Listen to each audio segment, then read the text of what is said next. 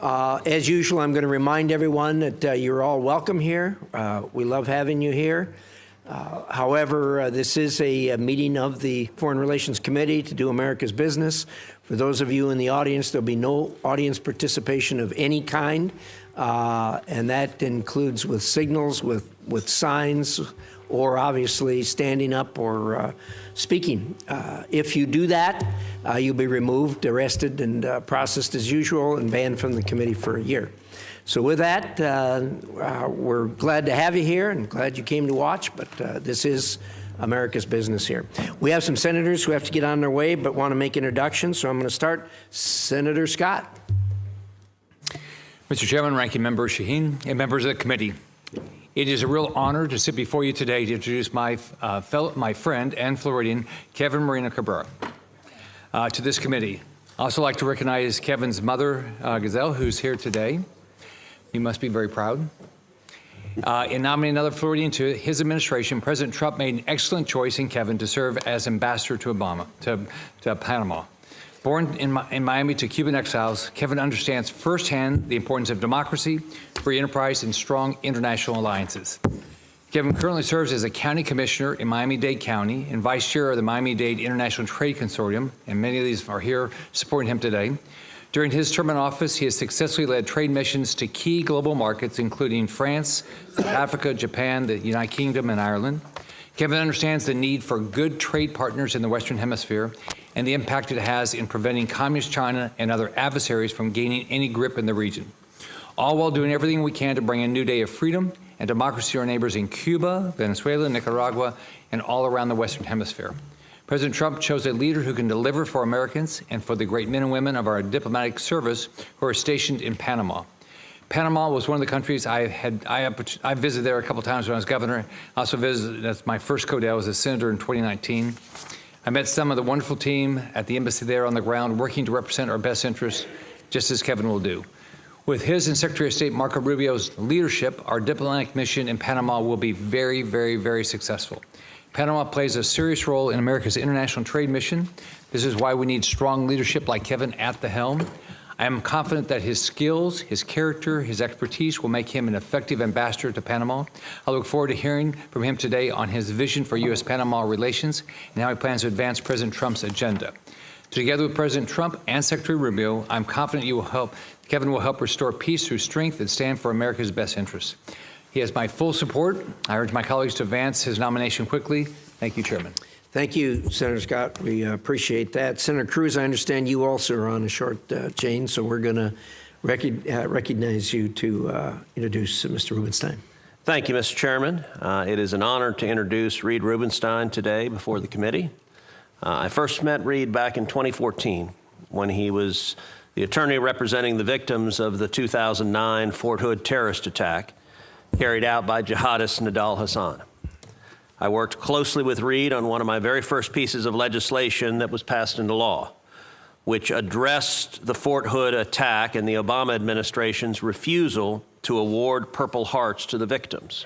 You'll recall they called it workplace violence instead of terrorism. And on the Senate Armed Services Committee, I introduced an amendment to mandate that the Purple Heart be awarded. That amendment got bipartisan support, passed into law, and I was proud to be there at Fort Hood when those Purple Hearts were finally awarded, although sadly years after that horrific attack. Reed is an experienced lawyer with more than 30 years in private practice, litigating constitutional, administrative, and complex commercial trial and appellate cases.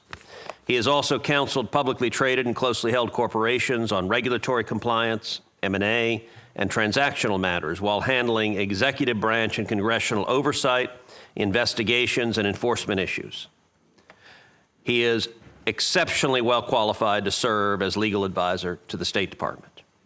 With his strong legal background and previous experience as a Deputy Associate Attorney General in the U.S. Department of Justice and as General Counsel to the U.S. Department of Education during President Trump's first term, I have no doubt that Reed will serve our nation with the utmost integrity. I have full confidence in Reed. I support his nomination, and I look forward to seeing him confirmed. Thank you. Thank you very much, Senator Cruz. We appreciate that. I know you've got another commitment that you've got to make, and so we'll excuse you. Next, I'm going to move to Senator Boozman. And most importantly, Kathy's with you today. Is that right, Senator Boozman? Yes. Thank you, Mr. Chairman. And it's good to see you and Ranking Member Shaheen and the rest of my distinguished colleagues. It's an honor to be here today to introduce my friend and fellow Arkansan, Governor Mike Huckabee, President Trump's nominee for U.S. Ambassador to Israel. I know Senator Cotton would have liked to be here too. In fact, it was the first call I received very early this morning, reminding me to tell everybody how much he supported this and what a great ambassador he thinks that Governor Huckabee would make. I would also like to say hi to Governor Huckabee's family and friends here in attendance and how glad we are that they are supporting him. We all know these are family affairs, whether it's us or people that serve in other aspects of government. This is a pivotal moment in our history, not just for our country, but for Israel and the special relationship between our nations. I've had the privilege of knowing the governor for many years, and I can say without hesitation, he's the right person to be our representative to Israel at this critical moment. And I'm thankful to President Trump for selecting such a staunch and passionate advocate for the Jewish state. Mike was raised in Hope, Arkansas, and went on to graduate from Ouachita Baptist University, where he majored in religion. He then attended Southwest Baptist Theological Seminary in Fort Worth in preparation for a lifetime of ministry, and included pastoring Emmanuel Baptist Church in Pine Bluff, Arkansas, and later at Beach Street Baptist Church in Texarkana, Arkansas. He went on to serve as president of the Arkansas Baptist State Convention, where his leadership and communication skills intersected at the cornerstone of his life, spreading the gospel and shepherding fellow Christians in their faith, and foreshadowed his calling into public service.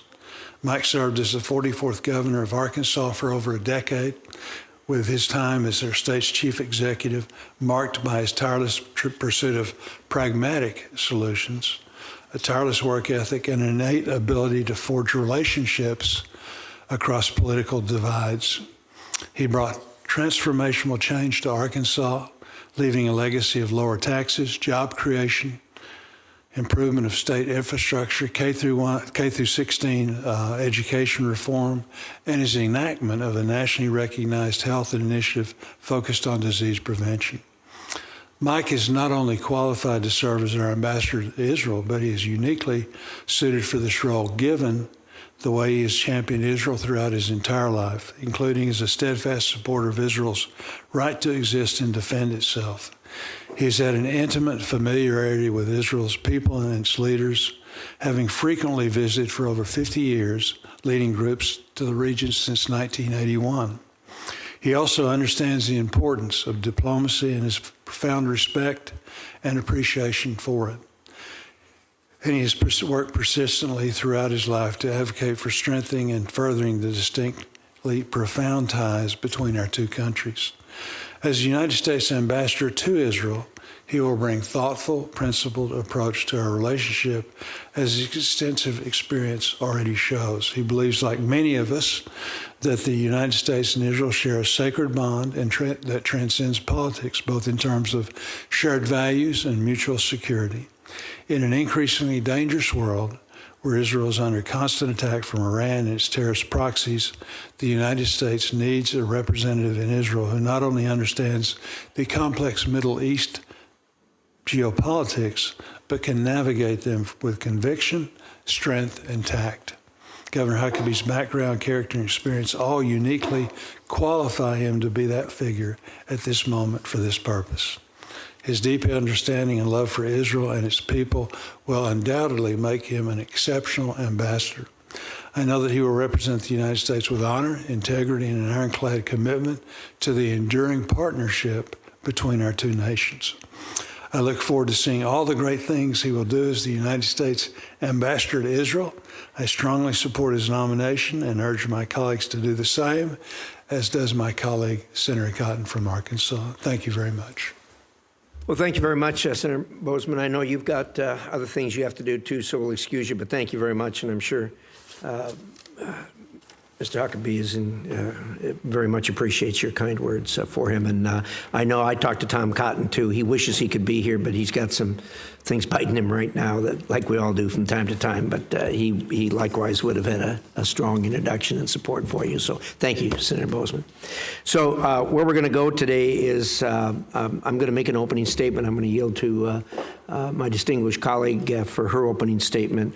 Then we'll hear from the nominees, and then we're going to do a round of questions and possibly a second if there's interest. So with that, today we have, we're going to hear from 3 more of the President Trump's national security nominees. These positions are key to advancing President Trump's America First foreign policy priorities and helping America's friends while pushing back against our enemies. Governor Huckabee, as U.S. Ambassador to Israel, you would represent us at one of the most important postings in the world. Israel is one of America's greatest allies, a bastion of freedom in the Middle East, and our closest partner in countering Iran's destabilizing efforts in the region. For years, the previous administration withheld American support that was necessary for Israel. Not all of it, but some of it. And in the wake of the horrendous attacks on October 7th. Despite that, Israel had the courage to confront Iran and its proxies, and it decimated them. Now, thanks to President Trump's tough negotiations and Israel's courage, Iran is at its weakest point in decades, and hostages are returning home. In the Middle East now has an opportunity to free itself from Iran's grip, and America will be safer for it. To promote stability in the region and protect our national security, we need to continue to support Israel's efforts however we can. This includes providing Israel the weapons it needs to defend itself and working with Israel to ensure both American and Israeli hostages are brought home from the clutches of Hamas. Governor Huckabee, I look forward to hearing how you will support our ally and help support and facilitate peace and stability in the region. Mr. Cabrera, Panama is a strategic ally, and our long historic partnership is anchored in shared economic and security interests. The United States is Panama's largest foreign direct investor with a total of $3.8 billion invested in a range of sectors. But as you know, China seeks to undermine our work in Panama, particularly when it comes to the Panama Canal. The President is right to focus on China's involvement in this critical infrastructure. The fact is, China will continue to use its footholds in Latin America to threaten the U.S. and our economic interests. We need to counter its presence in Panama and make sure China cannot control shipping through the canal like a pawn in its malign chess game. Additionally, more must be done to counter transnational criminal organizations that profit from illegal migration and the trafficking of illicit narcotics that kill Americans. President Trump is leading the charge on a generational shift in American politics and American foreign policy. The president meant business when he told the American people that he would put their interests first, and he has taken extraordinary action in his first weeks in office to make this happen. Mr. Rubenstein, as legal advisor, you will be charged with providing Secretary Rubio sound legal advice as he executes President Trump's foreign policy agenda. Your background in complex litigation and prior experience in the executive branch will serve you well in this challenging role. Just like all the nominees who have testified before us this year, you will have a big job. You will be tasked with defending the interests of this great nation in history during a very turbulent time. Americans are counting on your leadership. I look forward to a productive conversation today and for all of your swift confirmations. Thank you. Senator Shaheen. Well, thank you, Mr. Chairman. Before I get to my prepared remarks, opening remarks, I would like to express concern about the sharing of classified information that has been such a big story on the news in the last 24 hours. And I hope that this committee will express our concern about sharing classified information with the Department of State, as Secretary Rubio was on that call, and also with making sure that we are safeguarding critical information as the Records Act requires. So I would, as a member of the Intelligence Committee, I know you know better than most how important this is, and I hope you'll join me in making sure that we send that message to the Department of State. Now, I would like to welcome our nominees, your families and supporters who are here with you today. From representing the United States at our embassies in Israel and Panama to serving as the legal advisor for the entire Department of State, the posts you've been nominated to fill are incredibly consequential. In the wake of the Hamas attacks and Israel's campaign in Gaza, we've been working to avoid escalation and a wider regional war. A war that would not only threaten all our allies in the region, but would be dangerous for the United States. I believe the ceasefire the Trump administration helped implement between Israel and Hamas was a good first step. However, I do not agree with the idea of the U.S. owning Gaza or forcibly displacing Gazans, as the president has suggested. Getting drawn into this conflict and putting American troops on the ground in Gaza, I think, would be a disaster. But the ceasefire began an important process of getting Israeli hostages returned home. It opened up opportunities for humanitarian aid to reach Palestinians. Sadly, with Israel resuming the attacks in Gaza, violence has returned and the entire region is threatened again. Instead of moving to a second phase, we are standing by and watching as the ceasefire agreement comes undone.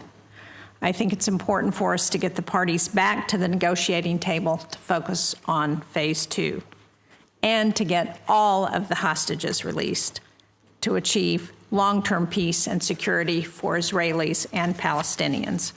Mr. Huckabee, I know you've supported Israeli annexation of the West Bank and advocated for total Israeli control of Palestinian territory, as we discussed yesterday when you were kind enough to meet with me.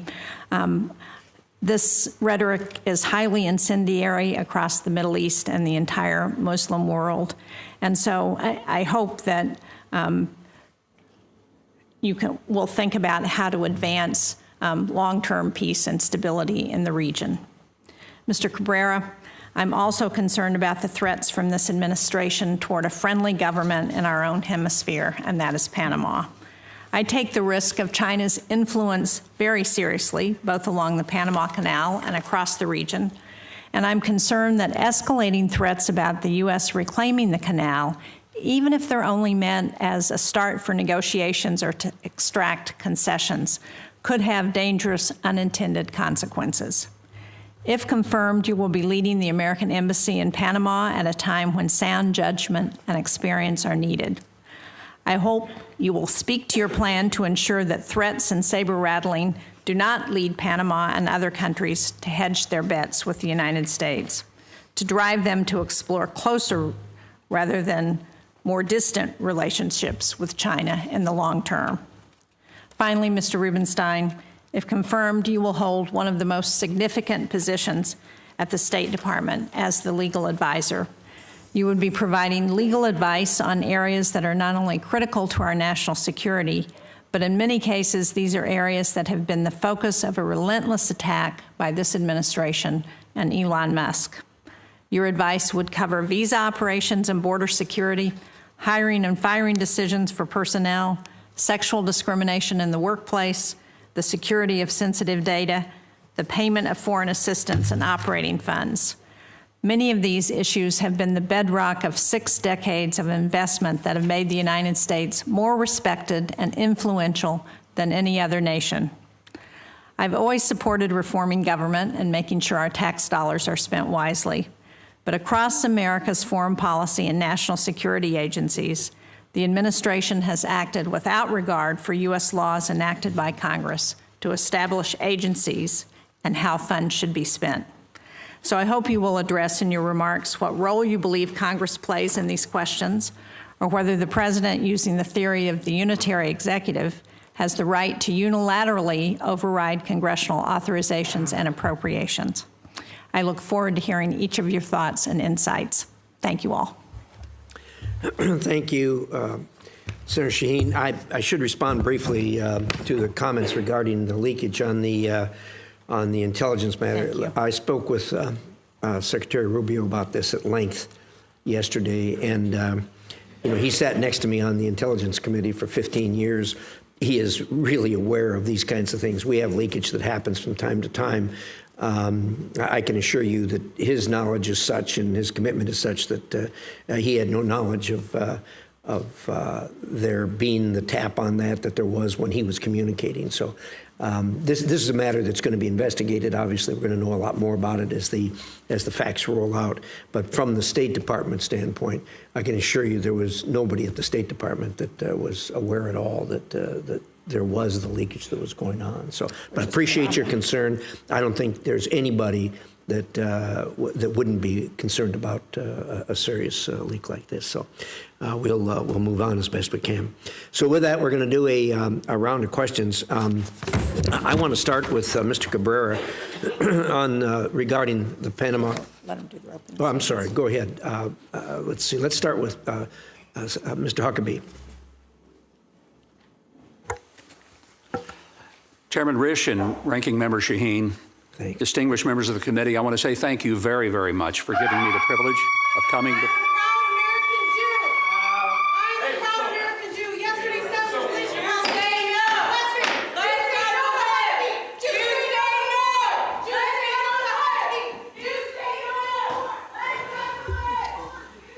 Sorry about that. Committee will come back to order, and Mr. Huckabee, please proceed. I will mark them down undecided, Senator. I want to thank you for the privilege of coming before you today as you conduct the constitutional obligation of advise and consent of those who have been nominated by the President to serve as an ambassador to our beloved nation. The founders recognized that Senate approval was not necessarily Senate agreement with the President, his policies, or even with those he selected to represent him. But the Senate affirms that those nominated be thoroughly examined to determine moral and legal fitness to serve. I'm aware that not everyone on this committee will agree with the President's policies or his personnel choices in his administration. I'm not here to articulate or even defend my own views or policies, but rather to present myself as one who will respect and represent the overwhelmingly elected President. President Trump's historic first-term success with the Abraham Accords, I believe, gives us real hope of what will happen over the next 4 years. And I'm grateful that President Trump has charged me with the extraordinary privilege to serve as ambassador to the State of Israel if confirmed. I'm blessed to have a wonderful and supportive family, especially my wife of almost 51 years, Janet, who is with me today. Now, I'm sure some of you are thinking, we look quite young to have been married 51 years, but we got married when we were 18. And in Arkansas, we were considered late bloomers. My 3 adult children and my 7 grandchildren are watching, and I'm grateful for them. I grew up in a small orange brick shotgun rent house in a little town called Hope, Arkansas. No male upstream from me, not one, in my entire family lineage had ever graduated from high school. The very notion that I would one day be governor of my state or be nominated to serve as an ambassador would have been laughable in my childhood. I stand here today grateful to God for his grace and goodness, and it is the only explanation for my being here. I would say the same for the nation that I've been nominated to deploy to. Israel is a tiny nation the size of New Jersey. And it's the only rational explanation for its existence in various forms for the past 3,500 years would be the grace and... Christianity to justify ethnic cleansing. Huckabee misuses Christianity to justify ethnic cleansing. Free Palestine. Senators ask him about the end game of Christian Zionism for Palestinians in Israel. Free Palestine. Free Palestine. The good news is we won't see those people for years. Well, the good news is they're not members of my family, which might be the case protesting me sometimes. I first visited Israel almost 52 years ago. It was the summer of 1973. It was just 3 months before the Yom Kippur War. I was 17 years old, right out of high school. It was a month before my 18th birthday. And despite my growing up in poverty, my soon-to-be college roommate came from an affluent family. We really were the prince and the pauper. My friend wanted to take a senior trip to the Middle East. Now, his father was willing to let him go, but only if I went along, and the father offered to pay my way to make it possible. In that summer, we went to Jordan, Lebanon, Syria, Greece, Turkey, Cyprus, and Israel. All of them were fascinating, but it was Israel that had an impact on me that 52 years later, I still find hard to explain. I started taking groups of people to visit there in 1981. I've led tens of thousands of people to visit the Bible lands. The number of trips that I've made there probably approximates 100. I've made deep and lasting friendships among Jewish and Arab populations. Israel and U.S. have desecrated the Holy Land. Have desecrating the Holy Land. Ethnic cleansing. Stop the ethnic cleansing. Stop the ethnic cleansing. Thank you, Senator. I still believe it is the Promised Land. It's holy ground to Jews, Christians, and Muslims. Since 1948, when Israel was finally recognized as an independent Jewish state, it has always been under attack. The first nation to officially recognize Israel was the United States, when our president, Harry S. Truman, did so within minutes of it being constituted as an independent state. Israel faced an immediate war in 1948 from the nations that surrounded it. It had another one in 1956, 1967, 1973, and yet others in 1982, 1990, and 2014. The terrorist group Hamas launched an attack October the 7th of 2023 against innocent civilians, including pregnant women, elderly people, and even tiny and helpless babies. The impact of that massacre continues to this very day. The ongoing war and the situation with the hostages, including American citizens, makes this assignment urgent. This body acted with bipartisanship and great dispatch as a result of the October 7th massacre of Israeli citizens, when our most recent ambassador, Jack Lew, was nominated by President Biden. And that sense of urgency has not dimmed. That war still continues. And for that reason, I respectfully ask your thoughtful consideration for confirmation to become our nation's ambassador to the State of Israel. Thank you. Thank you very much, Mr. Huckabee. Mr. Cabrera. Thank you, Mr. Chairman. Chairman Rich, Ranking Member Shaheen, and distinguished committee members, it is an honor to be here with you today. I'm grateful to President Trump for nominating me to be the next U.S. Ambassador to the Republic of Panama. And Secretary Rubio, concurrence and approval, I look forward to beginning my work in Panama and serving the people of the United States of America. I appreciate the opportunities I've had to meet with many of you and discuss our bilateral relationship with Panama. I take this opportunity to serve as ambassador with great seriousness, humility, and clarity of purpose. If confirmed, I look forward to continuing our dialogue on national politics and ensuring our country's strengths and partnerships with Panama. As a proud first-generation American and son of Cuban exiles, I carry a deep appreciation for the opportunities this country has given me and my family. My family's journey from hardship and oppression to freedom and success has shaped my values and reinforced my commitment to the ideals of liberty and democracy. This personal history instills in me a profound sense of duty to uphold these principles and work for our nation's interest. From day one, President Trump has made it clear that U.S. foreign policy must always prioritize the interests of America and its citizens. His America First policy directive reaffirmed our commitment to achieving peace through strength while ensuring that our diplomacy reflects U.S. values, sovereignty, and security. As I sit here before you today, I recall Secretary Rubio's confirmation hearing, where he outlined a clear and principled vision for U.S. foreign policy, one rooted in strength, purpose, and accountability. He framed it around three fundamental questions. Does this make America stronger? Does this make America safer? And does this make America more prosperous? These questions reflect a core mission of American diplomacy. They serve as a guiding framework that I fully embrace. I take this charge seriously, knowing that representing the United States abroad is both a privilege and a solemn duty. My mother, a woman of faith who's with us today, always reminded me that to whom much is given, much is expected. Her wisdom and resilience have shaped my approach to service. She's taught me that faith and hard work can overcome even the greatest obstacles, and a lesson I always carry forward. The U.S.-Panama bilateral relationship is of paramount importance, rooted in shared values and mutual interest. Our partnership spans a wide range of areas, including shared security concerns, immigration cooperation, and economic engagement. This relationship is vital to the stability and prosperity of the Western Hemisphere.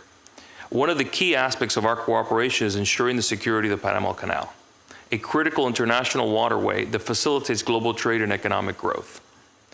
Our collaborative efforts with Panama to maintain the canal's neutrality and security are essential for safeguarding this strategic asset. Recent actions such as Panama's decision to exit the Belt and Road Initiative and audit the port concessions demonstrate their commitment to the shared goal. Immigration cooperation is another cornerstone of our bilateral relationship. Both nations face challenges related to illegal immigration and transnational criminal activity. By working together, we can develop effective strategies to manage immigration flows, combat human trafficking, and enhance border security while contributing to long-term regional stability. Economic engagement between the United States and Panama is also a critical component of this partnership. The U.S. investments in Panama support energy production, infrastructure development, and foster economic resilience and growth, while working to enhance supply chain resiliency and further strengthening our economic ties and benefiting both nations. Throughout my career, I've worked across party lines to advance policies that benefit our community. As an elected official, I have worked with and today have the support of Democrat leaders, including the Mayor of Miami-Dade County, Daniela Levin Cava, former Minority Leader of the Florida House of Representatives, Keone McGee, who's with us here today, and former Minority Leader of the Florida Senate, Oscar Brannan. These partnerships demonstrate my ability to build consensus and to work in the best interests of the people we serve. I would bring this same spirit of collaboration to my role as ambassador, ensuring that our foreign policy remains a unifying force for American interest. Mr. Chairman, Ranking Member, and members of this committee, our relationship with Panama has a direct impact on our safety, security, and the prosperity of American people. As ambassador, it would be my honor to protect American citizens and promote U.S. economic interest. I recognize the obligation of implementing these strategies and the policies of the United States, and I recognize the responsibilities that I have to the Constitution of the United States, the President, the Secretary Rubio, and to Congress members of the United States. Thank you very much for your time, and I look forward to answering your questions. Thank you, Mr. Cabrera. Mr. Rubenstein. Thank you, Mr. Chairman, Ranking Member Shaheen, members of the committee. It is an honor of a lifetime to appear before you here today as President Donald J. Trump's nominee to serve as legal advisor of the Department of State. I am humbled and grateful for the confidence and the trust that the President and Secretary of State Rubio have shown in me. I will work relentlessly to help them make America safe, strong, and prosperous again. Thank you as well to the members and staff of this committee. I deeply appreciate the time you have made available to me. If confirmed, I look forward to working closely with you. Over the course of my career, I've had the great good fortune to work with and learn from accomplished men and women of great moral strength, high character, and a deep commitment to our nation, our citizens, and our Constitution. Some of them are here with us today from America First Legal Foundation. To my many friends, colleagues, and teachers, I thank you. Finally, thank you to my dear family, my wife Betsy, who is here with us today, our children, 3 sons and 3 daughters-in-law, our 7, God willing, soon to be 8 grandchildren, my siblings and their spouses. I wish to especially acknowledge my mother. She and her twin sister, natives of Flint, Michigan. They just turned 89 3 days ago, and both are still going strong. They prove that Flint, for decades an American manufacturing powerhouse, once knew how to make great things that last. I am incredibly blessed to be here before you. If confirmed, it would be my privilege to lead more than 300 lawyers and staff in the Office of the Legal Advisor. These great professionals are widely acknowledged to be the best international lawyers in the world. Edwin D. Williamson, who served with great distinction as the legal advisor for Secretary of State James Baker, has opined that the legal advisor's responsibility and role should be to use the best legal skills to reach correct legal decisions that give the client the most legal options for reaching the client's desired goal. I share Mr. Williamson's opinion. President Trump and Secretary Rubio's policies, orders, and directives are crystal clear. The department must champion core American interests and always put America and American citizens first. To that end, it has been tasked with defending American sovereignty and protecting the rule of law.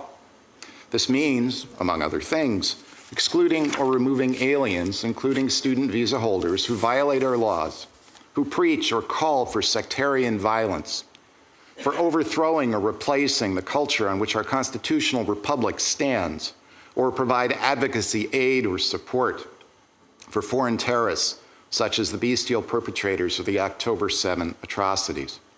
The department has also been charged with securing better national and economic security results for our citizens by restoring commercial statecraft as a foreign policy priority.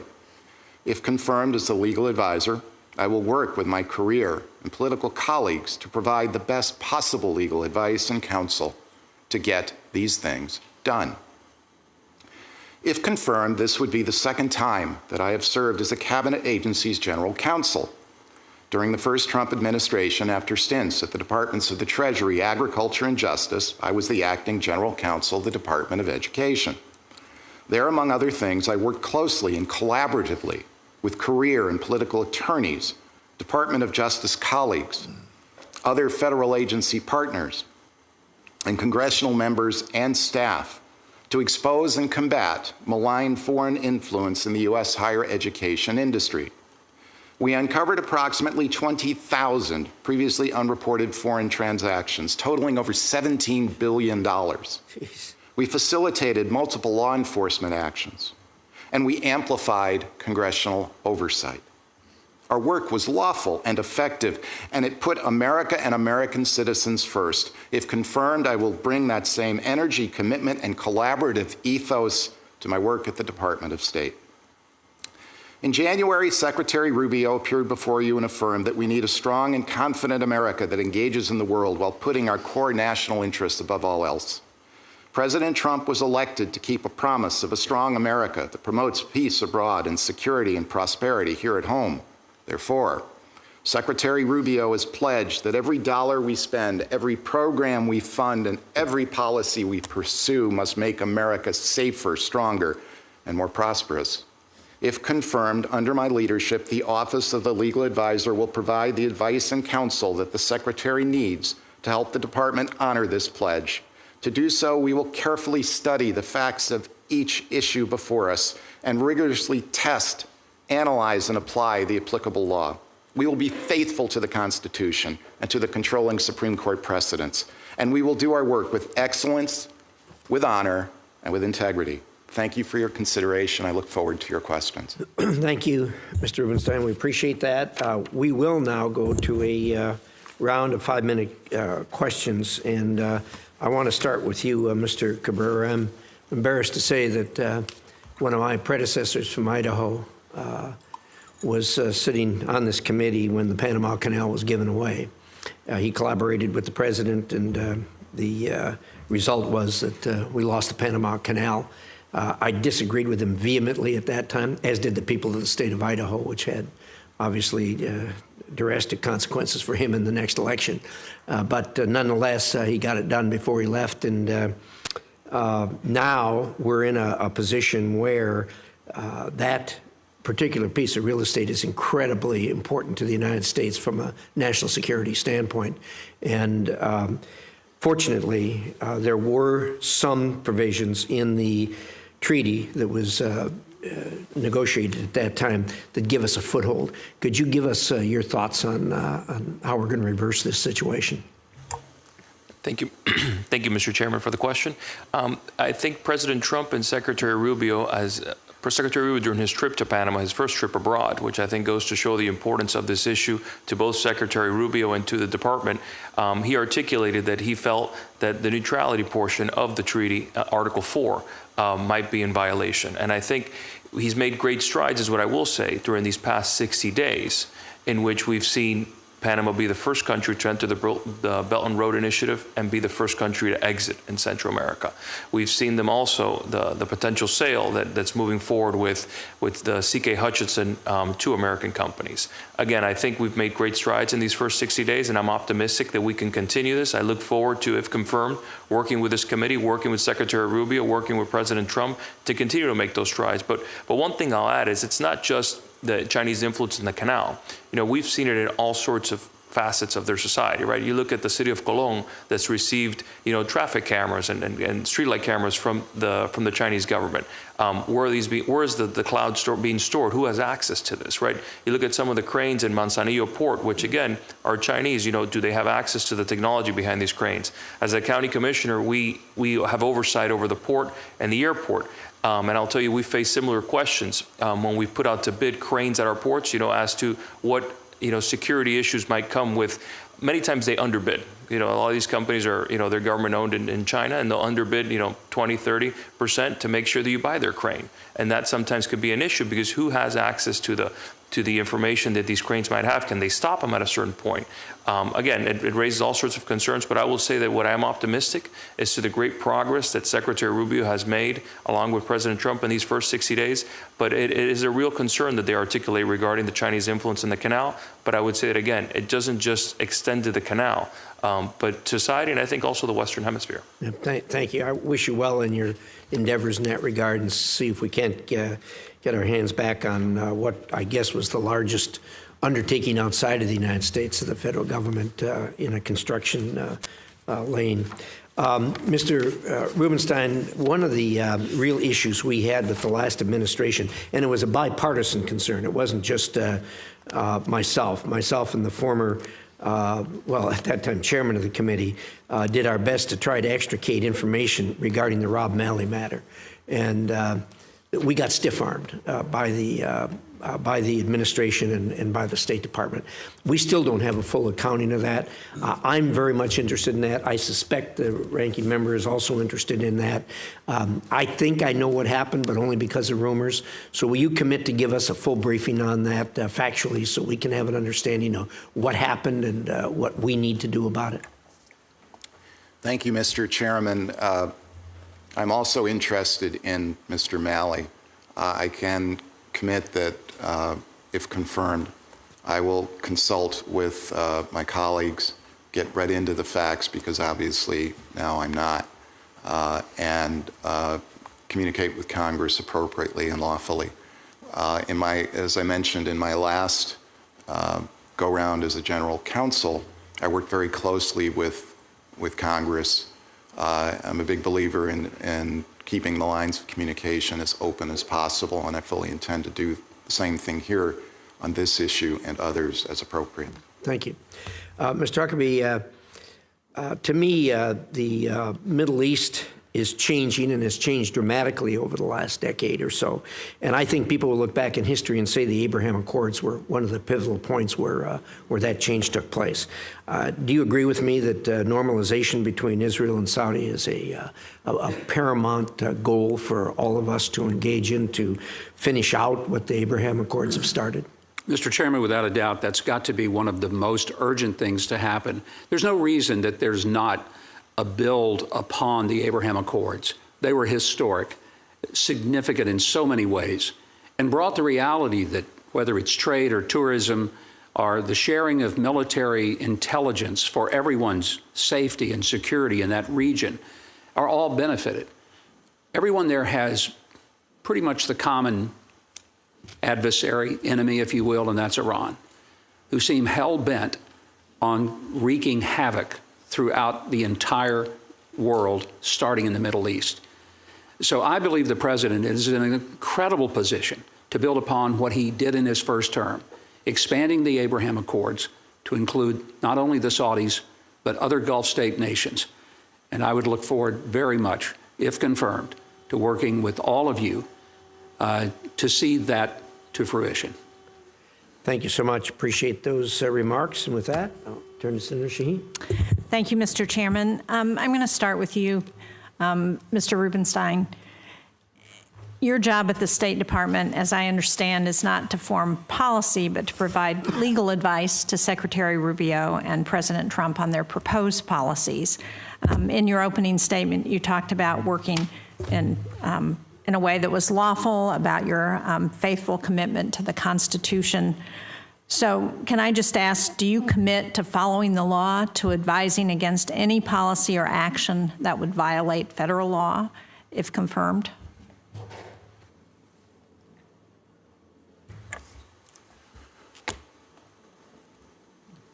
I'm sorry, any action that would violate federal law? Any policy or action that would violate federal law? Doesn't seem like a difficult question. Thank you for that question, Ranking Member Shaheen. I commit to applying the law, working with my colleagues internally at the Department of State on more complex issues. The way that we did it before was to reach outside and consult with the Department of Justice and the Office of Legal Counsel, and providing our client with the best possible legal advice outlining various options and potential consequences of different courses of action. Well, again, let me ask if you can give me a yes or no question. Do you commit to following the law and to advising against policies or actions that would violate current federal law? Well, so I'm not sure it lends necessarily a yes or no answer, Senator. The law is a conversation. It's one of the great things about it. It's why it's been so interesting to me these 40 years. I'm married to an attorney for 56 years. I understand what you're saying, but that's... So when you say... But what I'm asking you is there a yes or no question to this. But it, again, I mean, yes, the job of the federal government writ broadly is to follow the law. That is not a controversial proposition at all. The kind of where the rubber hits the road, though, is when you're looking at the margins. And particularly, I know this is of interest in talking with staff, and talking with your staff, there are questions about the relative legalities, for example, of certain separation of powers issues on matters that are likely to come up before the department. And there it gets into a gray area. You end up into discussions about what the relative balance is between Congress, say, and the executive with respect to various powers. And often there isn't an absolutely clear answer. So I'm not trying, yes, well, I will the take that as a no, actually, based on what you just said. And I have to say that makes me concerned, and given some of your past online postings.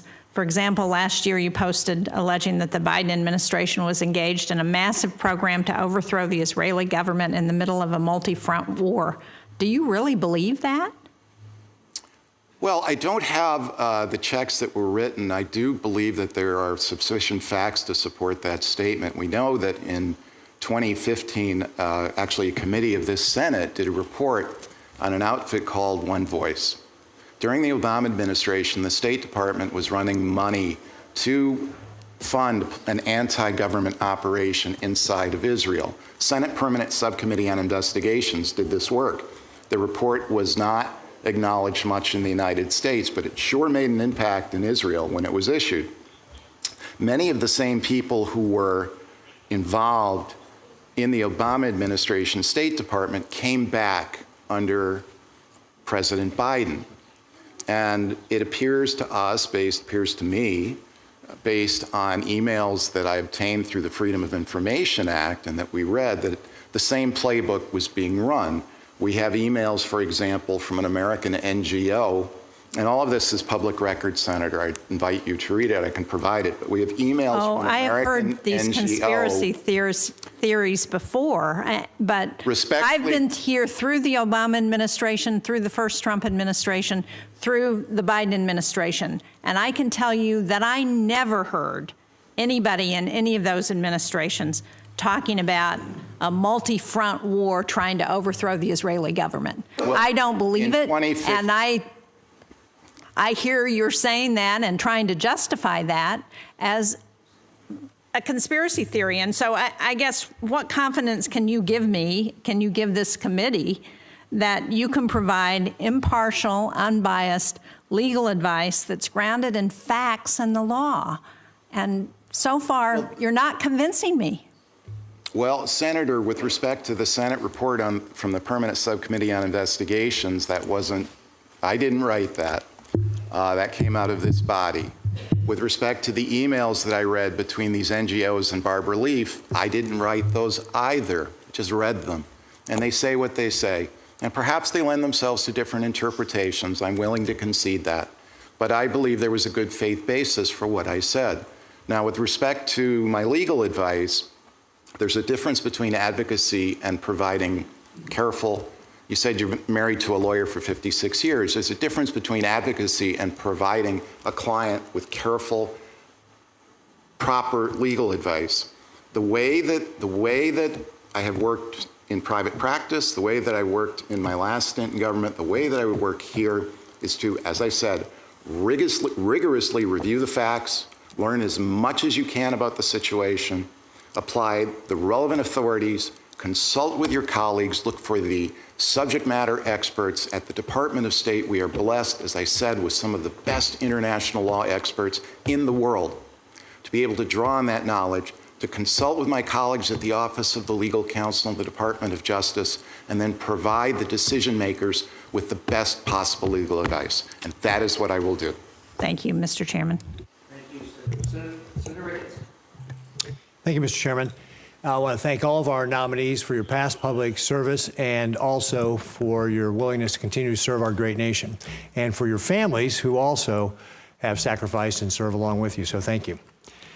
The Popular Resistance Committees is the third largest terrorist organization in Gaza and also a puppet of Iran. After decades of attacks, including the October 7th attack, it has both American and Israeli blood on its hands. Despite this, the PRC has yet to be properly designated and sanctioned. Later today, Senator Schiff and I will be introducing the Accountability for Terrorist Perpetrators of October 7th Act, which, among other things, will cut off the People's Resistance Committees from the global financial markets. Governor Huckabee, do you agree that the U.S. should hold all terrorist groups who played a role in October 7th accountable for the atrocities?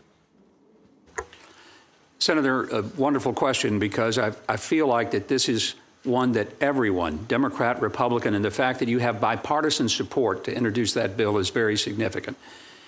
I cannot imagine under any circumstances that any right-minded person would find it acceptable to support or to even acknowledge that there was justification in any way for the massacre of innocent civilians on October the 7th. If I'm confirmed, I will be absolutely clear to carry the president's policies. They have been clear that Hamas will have no future in Gaza. It can't. This was not simply a cold-blooded murder in which people came across the borders and shot innocent people. They massacred them. And they did it in the way that was most physically painful and in the way that was most personally humiliating. And worse, they videotaped themselves doing it because they were proud of it, and they published it with pride. And they announced repeatedly that they would do it again. Hamas is not a government, it's not a standing army, it is a terrorist organization, and they acted like it. And they must be treated as such. And if confirmed, I would hope that this unfortunate, horrific war that has resulted in many, many deaths, including Americans, the taking of hostages for a longer period of time than even the hostages in 1979 were taken during the Iranian takeover, that all of that could come to an end and there could be accountability for what was done to Jewish people on October the 7th of 2023. So I take by your answer, I can have your commitment to work with me on this piece of legislation that will properly hold the People's Resistance Committees accountable and properly sanctioned and designated. Is that fair? Senator, unflinchingly, I commit to you to do that very thing. Great, thank you. Let's move on to the head of the snake, Iran. Right now, the Ayatollah is reeling. Hamas and Hezbollah have been decimated. Iran's been kicked out of Syria, at least for the time being, after the fall of Assad. Tehran's air defensive have been wiped out by the IDF. And thanks to President Trump reimposing maximum pressure, including sanctioning Communist China's teapot refineries, its economy is in free fall. However, it remains to be seen if, out of desperation, Iran will come to the table or sprint to build a nuclear weapon. President Trump has reportedly given Tehran 2 months to deal or risk severe consequences. Needless to say, Iran, being closer than ever to having a nuclear weapon, isn't just a threat to Israel, it's a threat to the United States and global security in general. It cannot be allowed to happen. Do you agree with President Trump that Iran cannot be allowed to have a nuclear weapon? Senator, I appreciate the question because it gives me the opportunity to let you know that I absolutely believe that the president is taking the right course of action. He did it when his first term. The maximum pressure bankrupted the Iranians. It made it impossible for them to fund the Houthis, Hezbollah, Hamas. They didn't have the money. When his term ended and President Biden took office, unfortunately, they relaxed some of those pressures. And the result was Iran had money again. They didn't use it to help their people. They used it to murder people in Israel through the Houthis, through Hezbollah, and through Hamas. I'm grateful to serve a president who recognizes that Iran cannot have a nuclear weapon and that it is better to bankrupt them than it is to bomb them. And Governor Huckabee, you're exactly right. The Trump administration took Iran's foreign reserves down from $122.5 billion down to under $14 billion.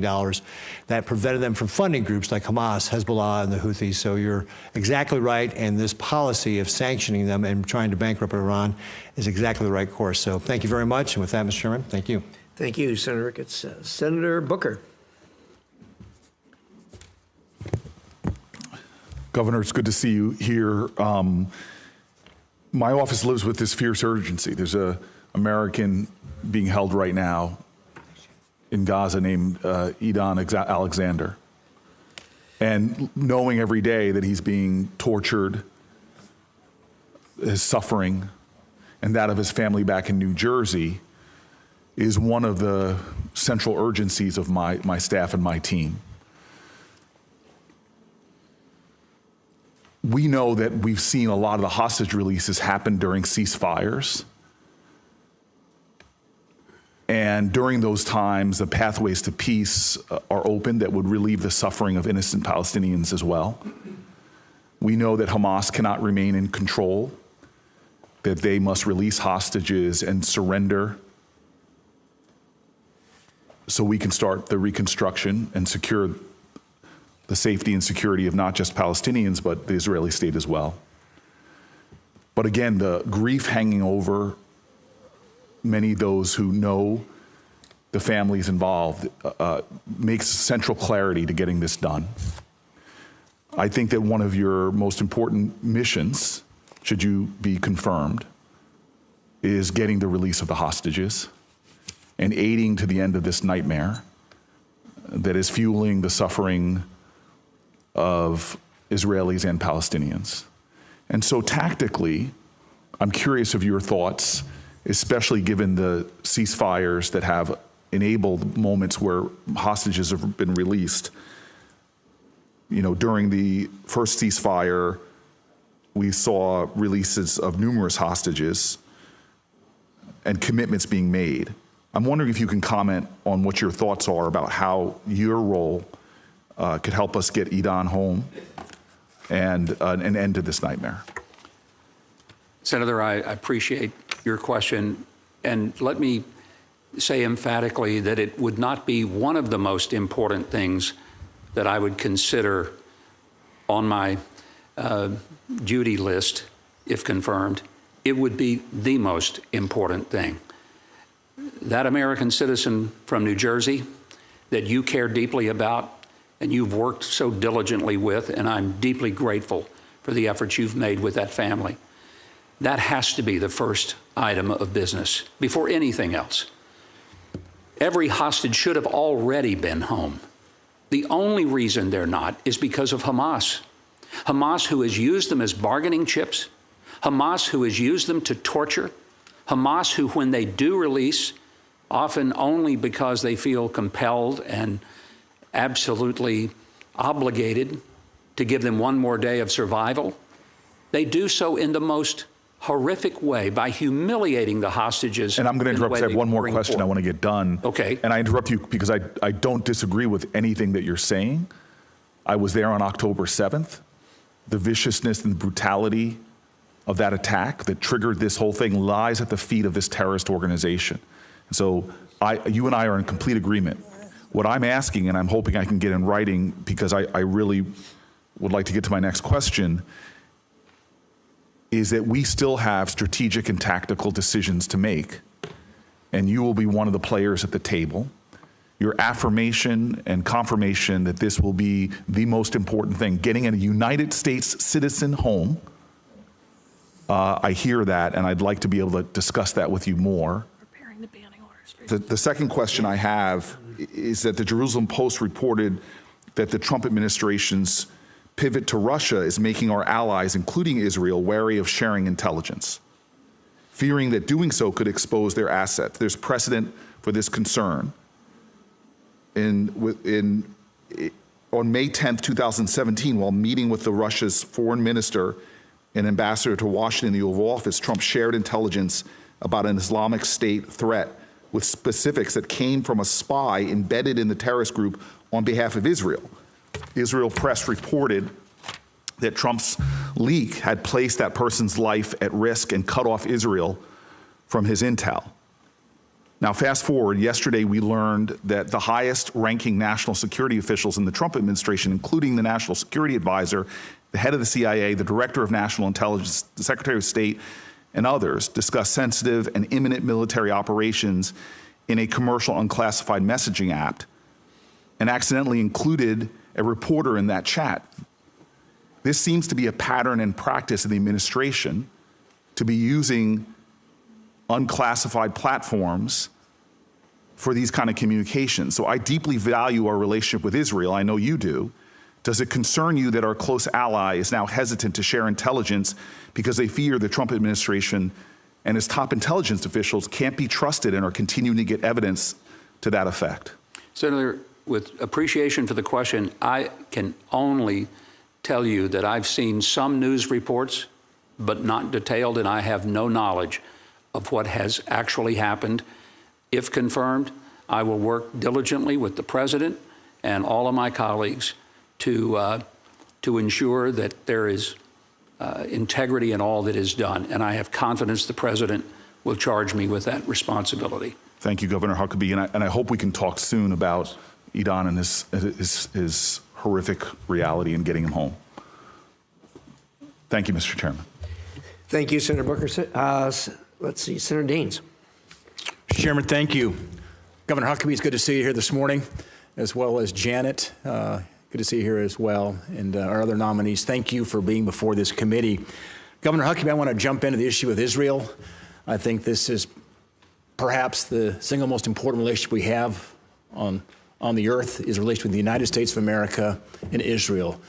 If confirmed, you are going to be a terrific ambassador and a very important ambassador that looks at the priorities. I'm grateful for this president and the team he's assembled in terms of the moral clarity they're bringing back to Israel and the Middle East.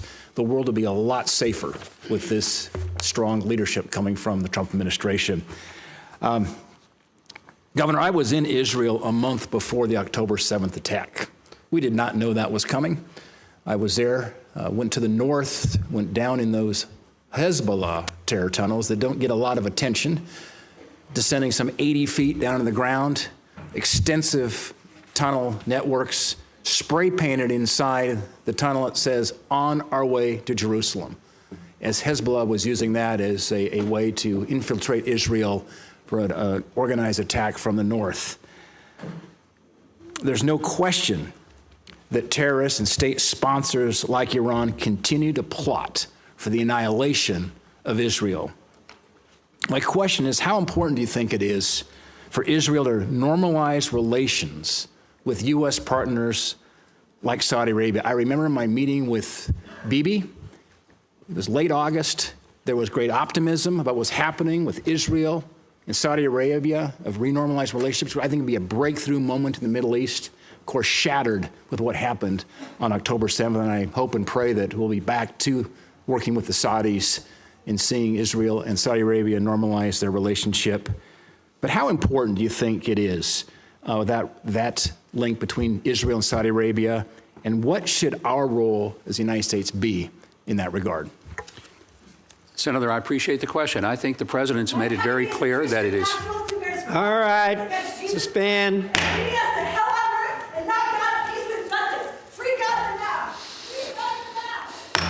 Continue. Thank you, Mr. Chairman. I think the president has made it very clear that it is one of his highest priorities to bring that level of cooperation. Mike Huckabee uses Christianity to All right. Palestinian hope, Out. to take Palestinians off their land. Mr. Huckabee. Mr. Chairman, thank you again. The third time is the charm, so let me see if I can do it. All right. The president has made it very clear that his goal is to see a real and lasting peace in the entire Middle East. And part of that would have to include the Saudi Arabia government, other governments of the Gulf states, and all those who really do wish to recognize that there is not a threat from Israel toward them. This is a remarkable change in the geopolitical structure, and it is an incredible opportunity. I've used the term that I think that it's possible that this president could achieve something in the Middle East that would have, and I use the term deliberately, biblical proportion. By that I mean that it would be astonishing and incredible to see former enemies who have fought wars from 1948, 56, 67, 73 and on, to become partners in peace, to share trade, to share economic development, to share tourism and free movement between the nations. It's not easy. It's not going to necessarily be quick. But, Senator, what you have mentioned is exactly what I believe this president is committed to. He's already achieved extraordinary success in his first term. And if confirmed, I look forward to being a part of seeing the next phase of what we know to be the Abraham Accords. Governor, I can't help but reflect exactly what you said around the optimism we had towards the end of President Trump's first term with the Abraham Accords, the Iranians weakened by the strong sanctions, weakening the bad guys, strengthening the good guys. And then we went through the Biden years where that was absolutely turned on its head. And I'm grateful we'll return back to that trajectory that we were on to bring peace back to the Middle East. Governor, I've got significant concerns about the status of foreign military sales sitting in purgatory at the State Department waiting to be fulfilled. Could this committee get your commitment to work towards the completion of the sales that the United States has made to Israel? Senator, if confirmed, it would be a delight and privilege to work with the Secretary, the President, and the Department of Defense to ensure that we continue the commitment that we've already made. It's not a new commitment. It's a long-standing commitment to the state of Israel. And yes, I would commit to that. Governor, thank you. Mr. Cabrera, the Cologne Free Zone is the second largest free trade zone in the world, also well known for money laundering and narcotics trafficking. My question, how does this illicit finance in Panama benefit everyone from Hezbollah to Hamas to transnational criminal organizations? Thank you for the question, Senator. And what I will say is, while I'm not an expert necessarily in that, and as a private citizen, I look forward to, if confirmed, being briefed, I can say that Panama was recently, they've been working with the FBI for some time now, and they were removed from the gray list by the Financial Action Task Force. They still remain on the blacklist by the European Union. But if confirmed, look forward to working with you and with the different agencies that we have to make sure that they implement the proper safeguards in their financial systems to make sure that they're not being used for those sorts of things that you're articulating, because it would be very risky for us, for our soldiers abroad, and for our allies as well, if their financial agencies are being used for these sorts of things. Mr. Cabrera, thank you. Mr. Chairman, thank you. Thank you. Senator Merkley. Thank you, Mr. Chairman, and thank you to all of you for putting yourselves forward to serve in important positions. And Governor Huckabee, I wanted to touch on a couple points. There are concerns to me, and I don't know if they're concerns of yours, but I thought I would just ask. One of the things that has bothered me a lot is the use of the 2,000-pound bombs in Gaza, because they are, by their very nature, indiscriminate. When they're called in to, even if they're called in to take on a identified Hamas target, the impact is often dozens of people and tens of dozens injured from a single bomb, because the blast crater is so large and the blast radius is huge. Have you had any concerns at all about the use of the 2,000-pound bombs in the areas of Gaza? Senator, I'm not confirmed, therefore I don't have access to the level of information that you would certainly possess.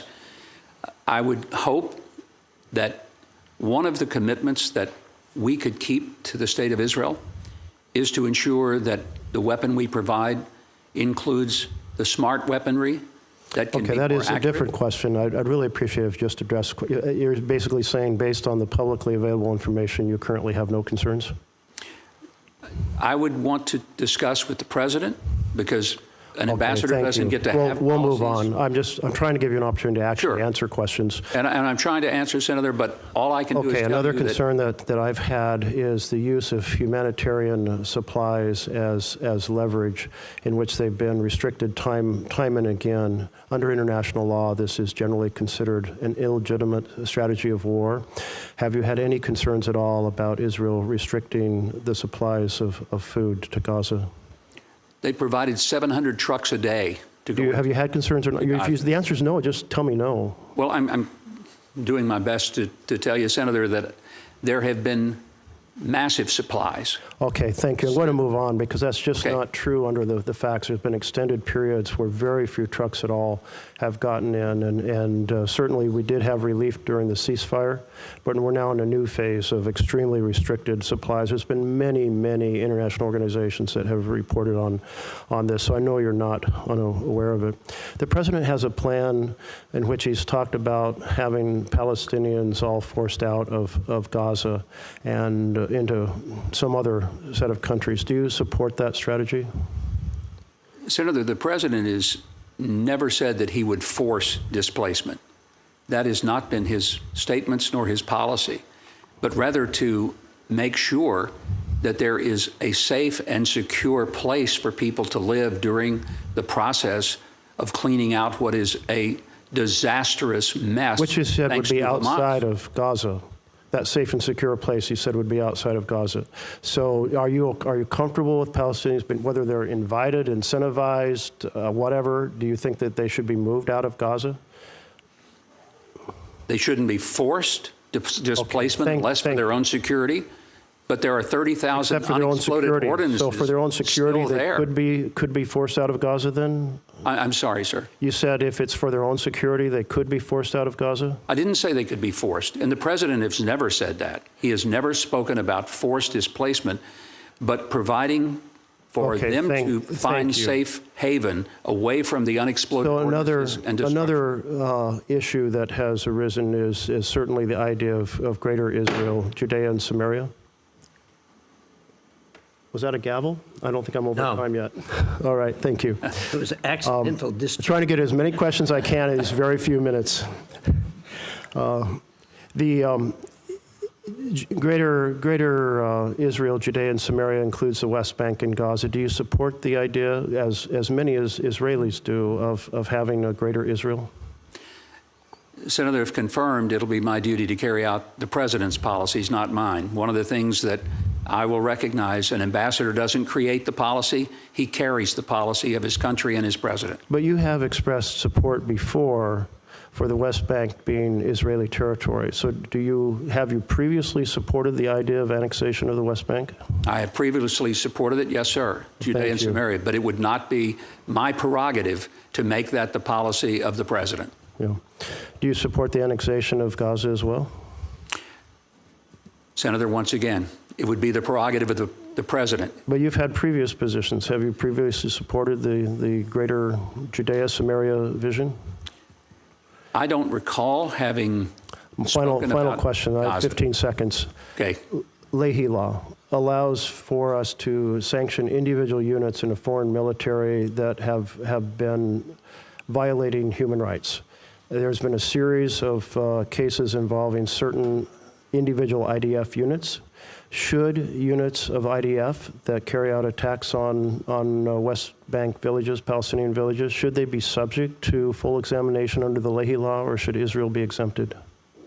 I think the president will instruct Secretary Rubio and, frankly, Mr. Rubenstein to my left to make sure that the law is followed. And I think it's there never are been often followed accusations. yet. It's never been applied to Israel, but you think Let me it should just say be. that I think that there are often accusations that Israel is doing things that, as it turns out, they're not. They don't have many friends. But if they were doing it, you would support the Leahy law being applied as an American standard for supporting human rights? Senator, I would think that the United States always wants to follow what's right, what's legal, and it would be the president's decision and the secretary's decision to negotiate with the Israelis on what Thank you, exactly Governor. that means. My time's up. Thank you. Thank you, Senator. Senator Curtis. Thank you, Mr. Chairman, Ranking Member. It's a delight to be with all of you. Mr. Huckabee, I can't imagine, on one hand, a more rewarding and on the other hand, a more challenging assignment than what you've been given. And I'm actually very jealous. Utah has a very special relationship with Israel. I like to tease my friends with ties to Israel that until I was 18, I thought I grew up in Zion in Utah. We have a Zion Park, we have a Jordan River, there's just lots of ties. One of those ties is Brigham Young University, sponsored by the Church of Jesus Christ of Latter-day Saints, that has a campus there. And when I was 18 years old in 1979, I spent 6 months on that campus. At the time, the campus wasn't built. We lived in a kibbutz. And I had the opportunity to be there the day Jimmy Carter signed the peace accord with Israel and Egypt. And I bring that up. I actually have a picture of the Jerusalem Post hanging in my office from that day to show that we can have peace. It's hard.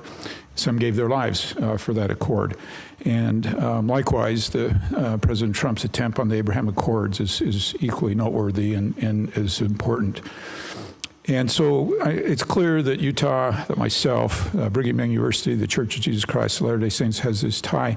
And I don't need to go into the past, but this might be a good opportunity to send a message to Utah about how you feel about our dominant faith. And just to know if you would have me carry anything back to Utahns.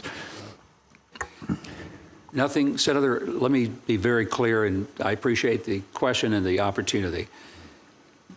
The respect that I have for the Church of Jesus Christ of Latter-day Saints is extraordinary because I respect very much the commitment to family, to moral righteousness, to a sense of right and wrong. It's part of what has drawn me to an understanding that Israel, in many ways, is a reflection of our own heritage and history. It is the Judeo-Christian law that there is a right and that there is a wrong, upon which all of Western civilization is built, but certainly our system of government. There is no country across the globe that more mirrors our own struggle and our own level of democracy than does the State of Israel. And it's one of the reasons that it is a natural ally. The spiritual connections between your church, mine, many churches in America, Jewish congregations to the State of Israel is because we ultimately are people of the book. We believe the Bible. And therefore, that connection is not geopolitical. It is also spiritual. And to ignore that, to deny that, would be to make it very difficult for us to ever understand how to go forward in a relationship with them. Thank you. I will certainly carry that message back to Utah. And I agree. I can't imagine what I'm not doing now without that spiritual opportunity that I had to understand both Arab, Jew, and Christian in that period of my life. The Brigham Young University has a center over there. It's on the Mount of Olives. I would like to invite you to meet there on the campus as you get your feet underneath you. And if you're okay, I'll help broker that agreement. I think they'd love to have you there and see what they're doing there in Jerusalem. Senator, just for the record, I have been there. Oh, excellent, good. And it's a beautiful, beautiful facility on the Mount of Olives and has one of the most spectacular views of the old city in all of Israel. Yes, and we'll make sure there's an organ recital on your next visit back there as you do that. As long as I'm not required to play it. Yeah. All right, now switching to the Panama Canal. Mr. Cabrera, Panama has announced they're leaving the BRI, and Hong Kong companies with assets on both sides are being divested, addressing some of our serious security concerns. What remaining issues need to be addressed regarding the PRC's influence in the region?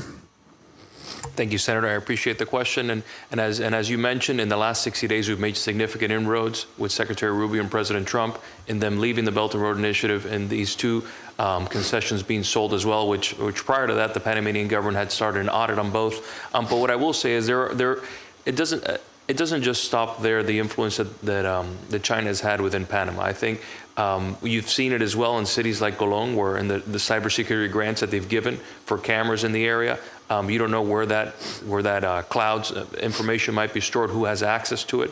And again, in some of their ports, where they have some cranes that have been given to them by the Chinese government as well. Again, as a county commissioner, we have seen it where many times they'll underbid these sorts of things to try to get their cranes in there by a significant amount, because a lot of these companies are partially government. And I'm going to, only because I'm out of time, I'm going to stop you, but I'd also like to put a plug in any influence we can have in getting them to reverse their position to the PRC and be more accommodating for Taiwan, particularly their position on the One China principle. And I regret that you don't have time to answer that, but I'd just like to lay that marker with you. Thank you, and if confirmed, I look forward to working with you in your office. Thank you, Mr. Chairman. Thank you, Senator Curtis. Senator Keene. Thank you, Mr. Chair, and congratulations to the nominees for your nominations. I especially want to say hello to Governor Huckabee. We served together. He was the chair of the National Governors Association my first year in office, and then also of the Southern Governors Association. And my wife Ann and Janet and Mike did some good work together then. Really quickly, Governor, you know, what I'm looking for in an ambassador to Israel and a policy about the U.S.-Israel relationship is strong support for Israel, condemnation of Hamas, but also a recognition that Palestinians have a right to live, and they have a right to the state that they were promised by the UN in 1947, at a time when the U.S. exercised great leadership under President Truman to promote both a state for Jews, Israel, and a state for Arabs in Palestine. One promise has been met, one promise hasn't been. There's a million reasons for that. But, you know, I think you have some personal points of view that would differ from mine on this, but the point you make is right. You're going to be executing the president's policy, and I know you will do that. I just look for some evidence of a recognition by the administration that just as Israel has a right to survive, Palestinians have a right to live, and Palestinians have a right to what was promised to them in 1947. Just a kind of a message from this side of the dais. The president's suggestion that there might be a Gaza solution that involves either U.S. military presence or sort of U.S. commercial development, to me seems the height of folly. It reminds me of the United States deciding to take over the failed French colonial project in Indochina in 1954. We never should have taken it over. It was disastrous. I think the U.S. will be needed for the very complex task of finding a solution in Gaza, the West Bank, and the region, of course, will be needed. Our resources, our leadership, et cetera. But for us to step into any kind of a takeover role, I think would only court disaster. And I just want to offer that. Mr. Cabrera, I want to ask you a question. You marched with the Proud Boys at an event in Coral Gables, Florida in 2018. And in your conversations with committee staff, you said that you were not really aware of who they were, and you described that march really motivated by your strong support for Cuban democracy. Recognizing that statement that you made to committee staff, will you condemn the Proud Boys and their ideology here before the committee? Thank you, Senator, for the question. I will say that I condemn anybody that espouses any sort of hate. I've said it before in my editorial in front of the Miami Herald, not just here in the United States, but anywhere in the world. I think there's no place for that, and I think we have to work together, and I think it would make for a better world. Can you say you condemn the Proud Boys and mention them by name sitting here before this committee? I condemn them and any other group that might espouse any sort of hate around the world. Thank you for stating that. Mr. Rubenstein, in March of 2024, you posted on LinkedIn that, quote, K-12 teachers are almost all products of extreme left teachers training programs in the colleges. Then the same leftist anti-Semite professors provide summer training on MENA and other issues. The system is not fixable. A lot of us on the committee have parents, spouses, kids who are K-12 teachers, who work in education programs training K-12 teachers. A lot of us, like me, were governors appointing boards of universities with intimate knowledge of teacher training programs. There can be a bad apple in any organization, but I got to say, I read a comment like that about K-12 teachers are almost all products of extreme left-wing teacher training programs, and it strikes me along the lines of what Senator Shaheen was asking is kind of a political fantasy or a conspiracy that doesn't really seem like the kind of thing that a careful lawyer offering narrow advice would say. You know, I think lawyers usually have narrow brushes in the paint kit and not only big, broad brushes to smear everyone. How can I square a comment like that with your suggestion that you're going to provide careful and narrow legal advice should you be confirmed? Thank you for that question, Senator. As it happens, I too am the product of a public school teacher with a mentioned. Oh, your microphone, sir. I'm sorry. Thank you for that question, Senator. As it happens, I too am the product of a public school teacher. My mom, who I mentioned, taught in the Detroit public school system for almost 5 decades. The post that you're referring to, again, is advocacy, not legal advice. There's a difference, number one. Number two, when I went to the Department of Education, and this has nothing to do with the Department of State, but I'm addressing your question, it gave me a real window into what's happening in the state of U.S. education. I was not an education lawyer. I was sent there to run the office, which I did, and to take care of some other things that we also did related, primarily to China and whatnot.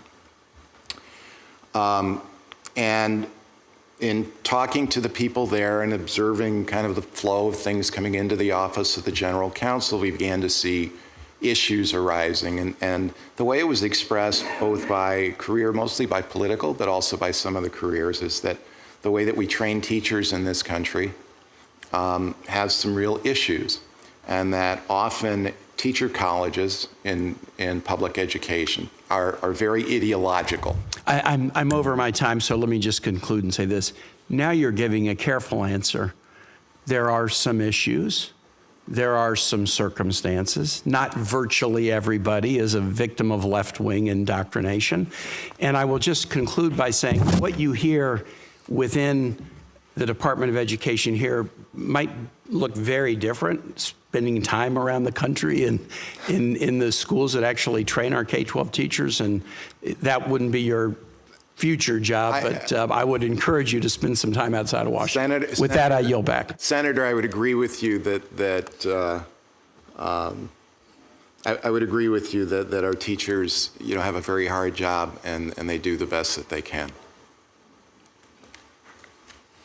Thank you very much, Senator Keene. Next up is Senator Hagerty. Thank you, Mr. Chairman, Ranking Member. And first, I want to congratulate all three of you on your nominations, and I want to thank you for your willingness to serve our great nation. If you're confirmed, each of you are going to play critically important roles in advancing our nation's and our president's foreign policy.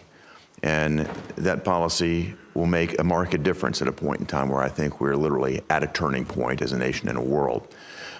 First, Mr. Cabrera, I'd like to start with you to talk about drug trafficking in the Panama region. transnational criminal organizations from countries like Colombia and Mexico have long used Panama to smuggle illicit drugs. And they've done it to the tune of billions of dollars. Last year alone, the State Department estimates that up to 40% of cocaine that was produced in Colombia had transited through the exclusive economic zones of Panama. And for far too long, these transnational criminal organizations have acted with impunity. They've been able to make billions of profits, and they've done this, bringing these drugs into our own borders. Panama can play an outsized role in cooperating with the United States in seizing these illicit drugs, and they can also cooperate with us to dramatically scale down these organizations, these transnational criminal organizations' operations. And if you're confirmed, Mr. Cabrera, do you commit to use all of the tools at your disposal to ensure that the Panamanian government continues to collaborate with the United States in taking strong actions against these criminal organizations and stopping the flow of illicit drugs into America?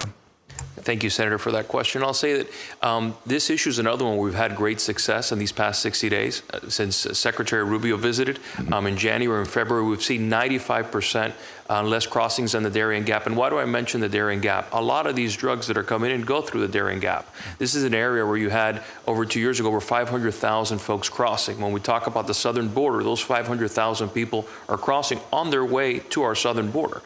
So in these past 2 months, we've had significant inroads where 95% decreases. As you mentioned, 40% of the cocaine in this country comes through Panama.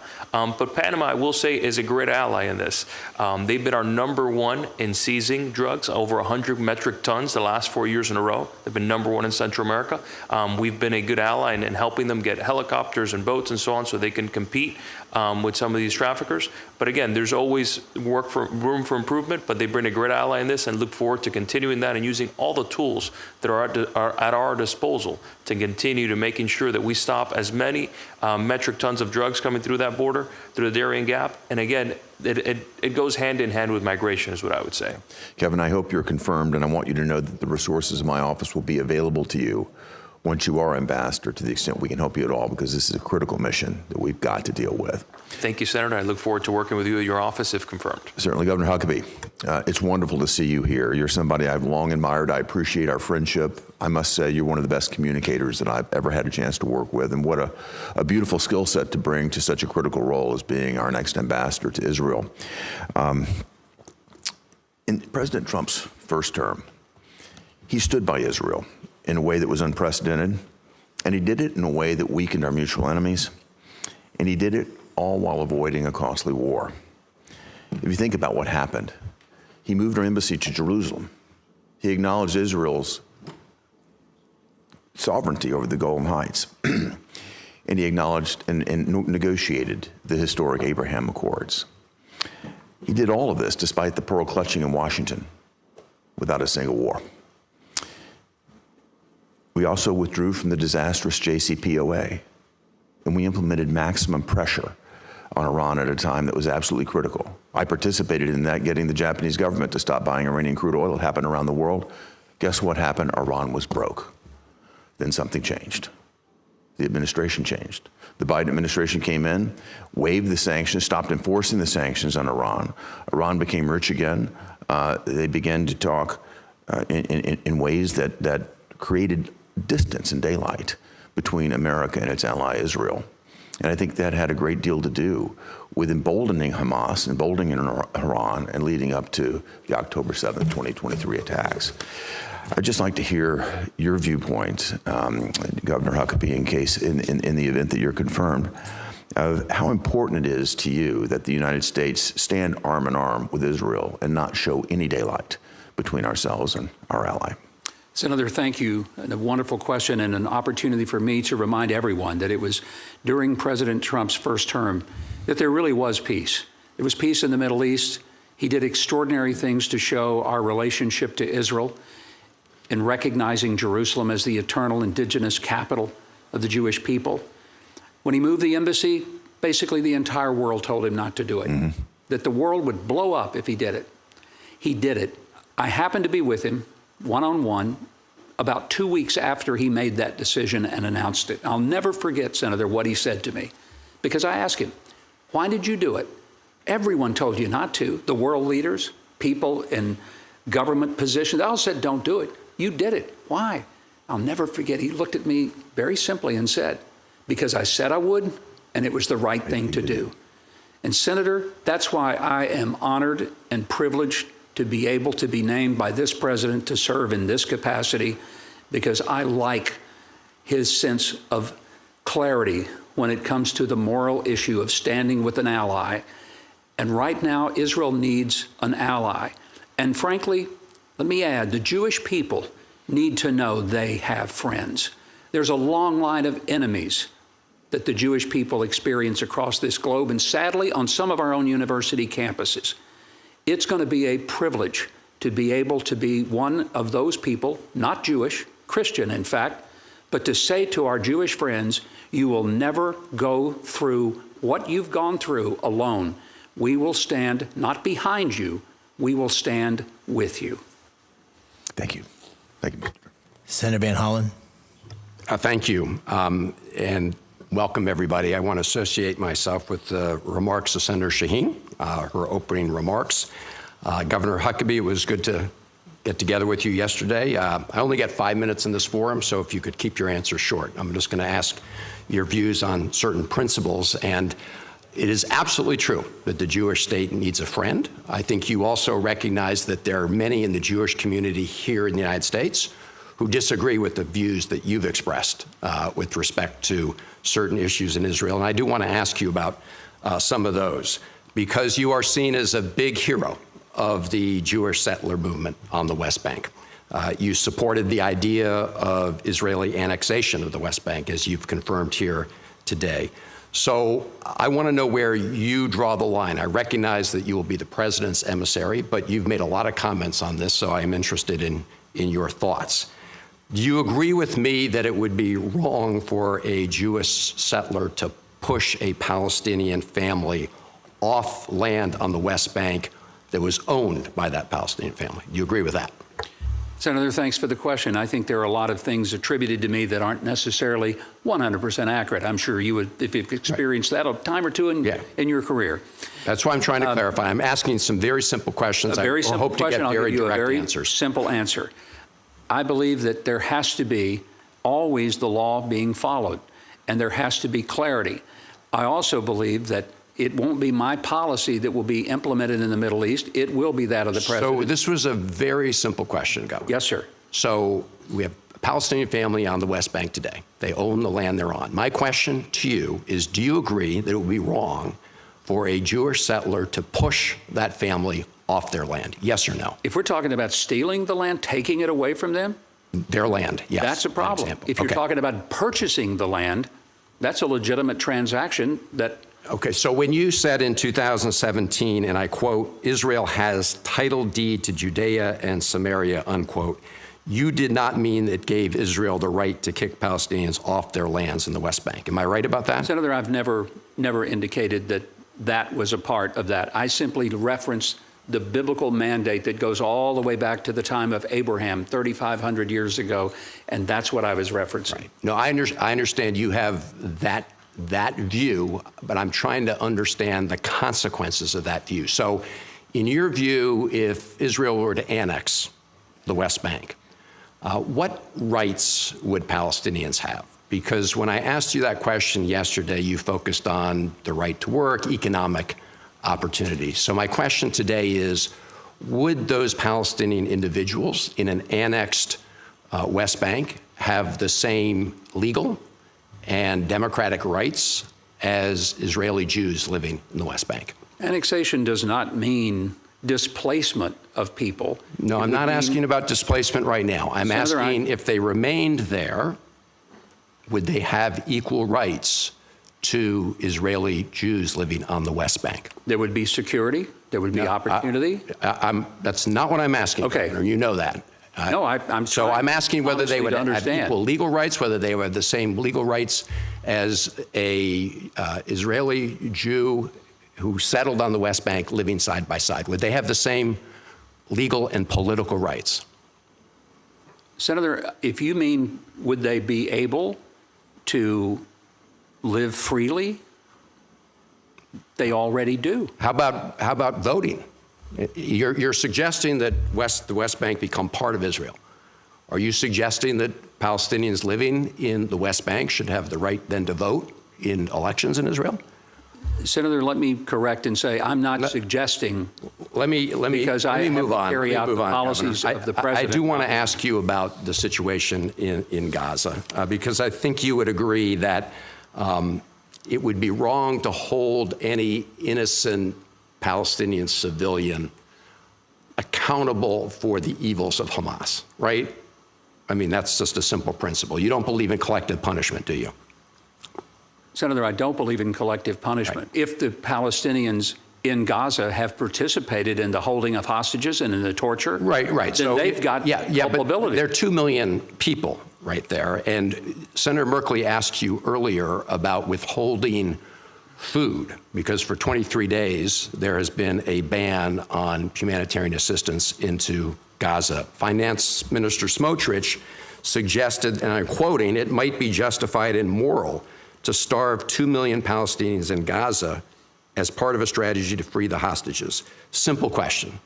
Do you disagree with Finance Minister Smotrich? Senator, as you know, an ambassador doesn't get to argue with the people of the country he goes to represent the United States in. Right. But my job is to represent the president and his policies. Right. And he has not given those to me because I've not been confirmed. I understand. You are aware, are you not, Governor, that when he was asked whether the Palestinians who would leave Gaza under the president's plan could return, he said no. That doesn't sound like a voluntary program, does it? What I've heard the president say is he does not push for forced displacement.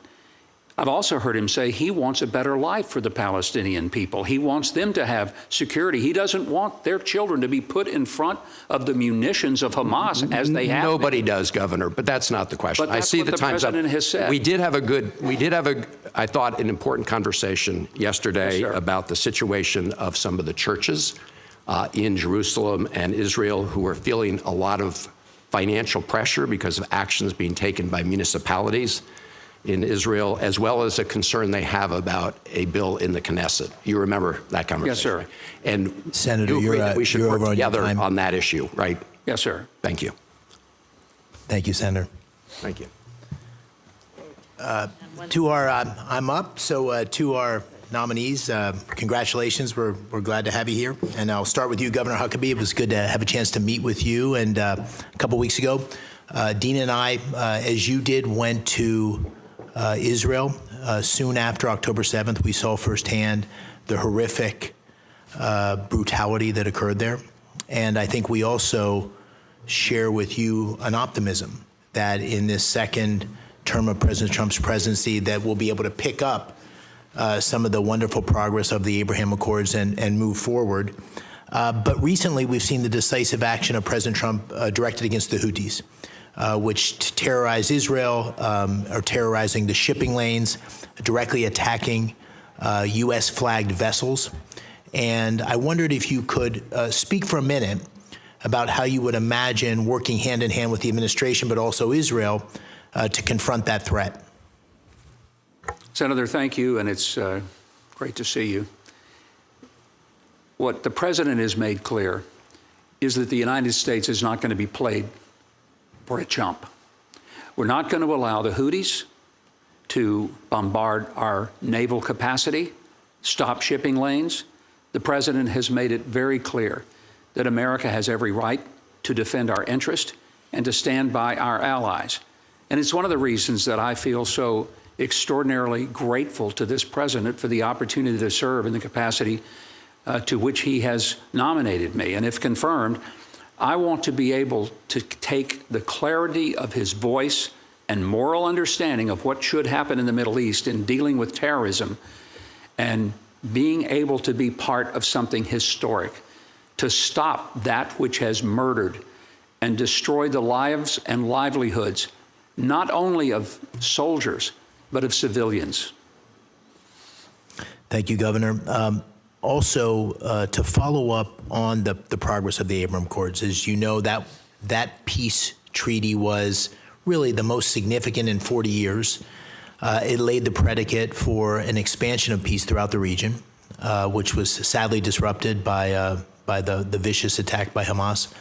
How do you imagine working with other countries in the region, and with Israel, of course, to expand the Abraham Accords over the next 4 years of President Trump's presidency? Senator, that's a great question, because everyone in all the region has everything to gain and nothing to lose by working cooperatively. If one looks at the agricultural advances that Israel has made and their willingness to share them with all of these other nations that are basically deserts, in my 52 years of traveling to Israel, I've literally seen the verses of the Bible come to life. The dry bones have come to live again, and the desert has bloomed because of Israeli advancement in hydrology, being able to use water in a way that literally turned deserts into vast array of vegetation, which now exports fruits and vegetables everywhere. Look at the technology that could be shared, which creates a greater level of security. And of course, whether it's trade, tourism, no one loses then, everyone wins. Nobody is looking at taking somebody else's territory and moving into their sovereignty. At that point, it becomes an opportunity to bring a real sense of peace for all of the people of the Middle East, whether they are of Jewish or Arab descent. And that would be something that I believe this president could uniquely bring about. Thank you. Mr. Cabrera, welcome. Following up on the enormous attention and focus that this administration, Secretary Rubio and the president has put on Panama and the Canal. For too long, I think it's clear to all that Beijing has strengthened its presence throughout the world, throughout Latin America, but particularly in Panama, and that's to the detriment of our economic security and our national security. But thanks to this administration, the Panamanian government's withdrawing from the Belt and Road Initiative, we now see a path towards U.S. investors owning port concessions and the Panama Canal and a controlling interest. If confirmed, how do you expect to work and how do you plan to work with this administration to deepen those gains of pushing China back, but also strengthening our ties with Panama, which is such a key and important ally? Thank you for your question, Senator. And I think, this is part of economic diplomacy. I think it's important, while we are already #1 in foreign direct investment into Panama, it's important that we continue to expand that. Work with the Panamanian government, who are great allies in migration, in stopping drugs through the Darien Gap, and make sure we expand that relationship to make sure that we have a level playing field for American companies to come in, be able to compete fairly. And when they compete, they win, and it's because we have a better product to offer. And I think, again, we can continue on the gains that we've had these past 60 days with President Trump and Secretary Rubio. But again, I think that the Chinese influence is not just in the canal. It's also in other areas. I know that they have memorandums of understanding with all 5 public universities in Panama for Confucius Centers.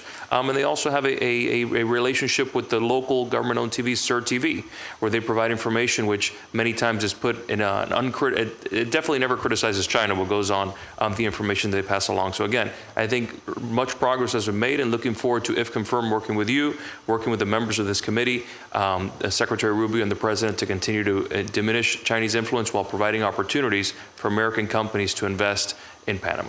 Indeed. You have a lot of work to do. Thank you. Thank you all. Senator Rosen. Well, thank you, Mr. Chair. I want to thank Chair and Ranking Member for holding this important hearing today, and I want to thank the nominees and their families for their willingness to serve. Governor Huckabee, I know from our conversation earlier, like me, you care deeply about the bonds between the United States and Israel. I have no doubt that if confirmed, you will work tirelessly to strengthen the U.S.-Israel relationship, meet Israel's defense needs, and free all of the remaining hostages held by Hamas. What I do have concerns about, however, is how you will work to maintain a bipartisan U.S. support for Israel, and whether you will encourage steps that could one day lead to a durable, lasting peace in the region that finally provides Israel with long-term security. So, Governor Huckabee, to have any chance of achieving what I just laid out, Israel cannot turn into a partisan football here on Capitol Hill. We've already had this discussion Do you agree with that? And if so, will you commit to maintaining an ongoing, equal communication with both Republican and Democratic offices if confirmed?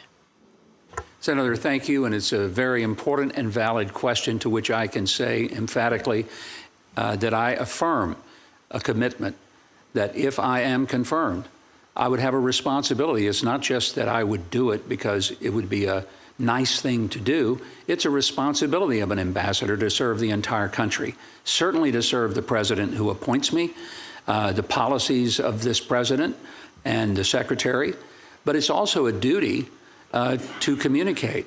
And it's a conversation that I also had with Ranking Member Shaheen yesterday and committed to her that there would be no difference in the manner in which I would receive a call from someone who's a Democrat or Republican. Thank you. Quite frankly, if I could add one thing. Yes, and I have another question. Just real quickly, that I can remember the day when the Democrats were the most reliable supporters of Israel in this And city. they still are, sir. Well, so I'm I going to hope they move to my always will be. next question. Based on your previous statements, I do think it's fair to say you're opposed to a two-state solution. So while we both agree that two states living side by side in peace, it's not possible today, particularly with Hamas still in power in Gaza, but I firmly believe this should remain the ultimate goal and inform the U.S. approach to the Israeli-Palestinian conflict, especially after the war in Gaza ends. It's in both Israel's best security interest to reach such an agreement, and the only way to maintain Israel as a Jewish democratic state for the long term. We're in it for the long run. And so given this, do you believe that the U.S. should continue advocating for a future two-state solution? And if not, what is your alternative? Senator, it's a good question. And quite frankly, I think the question is not, is there a need for people who are Palestinian to be able to live and have a future? The question is where and when. Where will that be? Will it be on top of the Israeli Jewish state? Or will it be somewhere that is decided upon that would be completely different, only for those who wish to locate there? And here's my point. Senator, Israel is a tiny little strip of land. You know that. We all do. It's the size of New Jersey. But Muslim countries control 644 times the amount of land that Israel has. They've been surrounded by those who have sought to destroy it, annihilate it. Those who chant from the river to the sea are not bringing about peace. The Palestinians were given the opportunity in the year 2000 when Ehud Barak from Israel put everything on the table, virtually said, 100%, here it is, you get it all. And the Palestinian Liberation Organization walked away from it. The other thing that has to happen is a cultural shift. There can be no peace and two-state solution if there continues to be education from the time a child is 5 and 6 years old living under the Palestinian Authority that says it's okay, in fact, it's desirable to murder Jews and to reward them for it. I want to build on what we talked about. You spoke earlier about the Abraham Accords, how important that is, because a cultural shift, Abraham Accords and other kinds of diplomacy can help lead to that cultural shift. And you and I both agree that Iran presents a major threat to Israel's existence, and the growth of the Abraham Accords is one of the best ways to counter Iranian aggression and start that cultural shift, if you will. So given that a two-state solution central to the Saudis and other Arab partners, and in this broader conversation, I'm running out of time, so maybe you let him answer, Chairwoman. How do you propose we expand the Abraham Accords absent of support for a two-state solution? Through the long process of seeing the culture change. There has to be an admission that Israel has a right to exist. There has to be some recognition that there will be a change in the policy of educating children to hate Jews. That does not lead toward a peaceful coexistence anywhere at any time. And we're seeing the results of that anti-Semitism here in our homeland, which is very distressing to me, I'm sure to you too, Senator, to see people who are raised up with an irrational hatred toward Jewish people.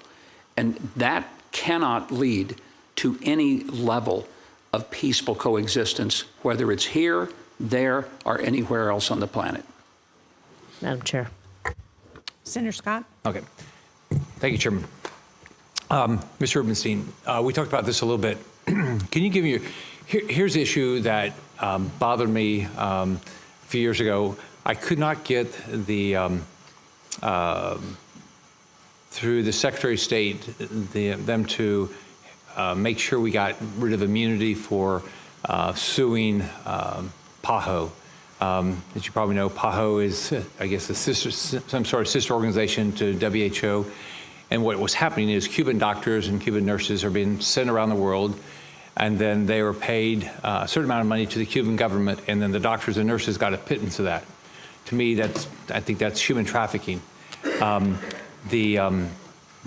I never could get, under the first Trump administration, I never could get the waiver of immunity. And so I don't know if you've had any time to think about that and what you think about that and whether that's right. But I think human trafficking is wrong, and I think anything to help the Cuban regime is not good for the United States. Thank you, Senator. I don't think you think so. That's twice. Thank you, Senator, and thank you for taking the time to speak with me. I very much appreciate and enjoyed our conversation. Yes, I agree with you. Human trafficking is wrong.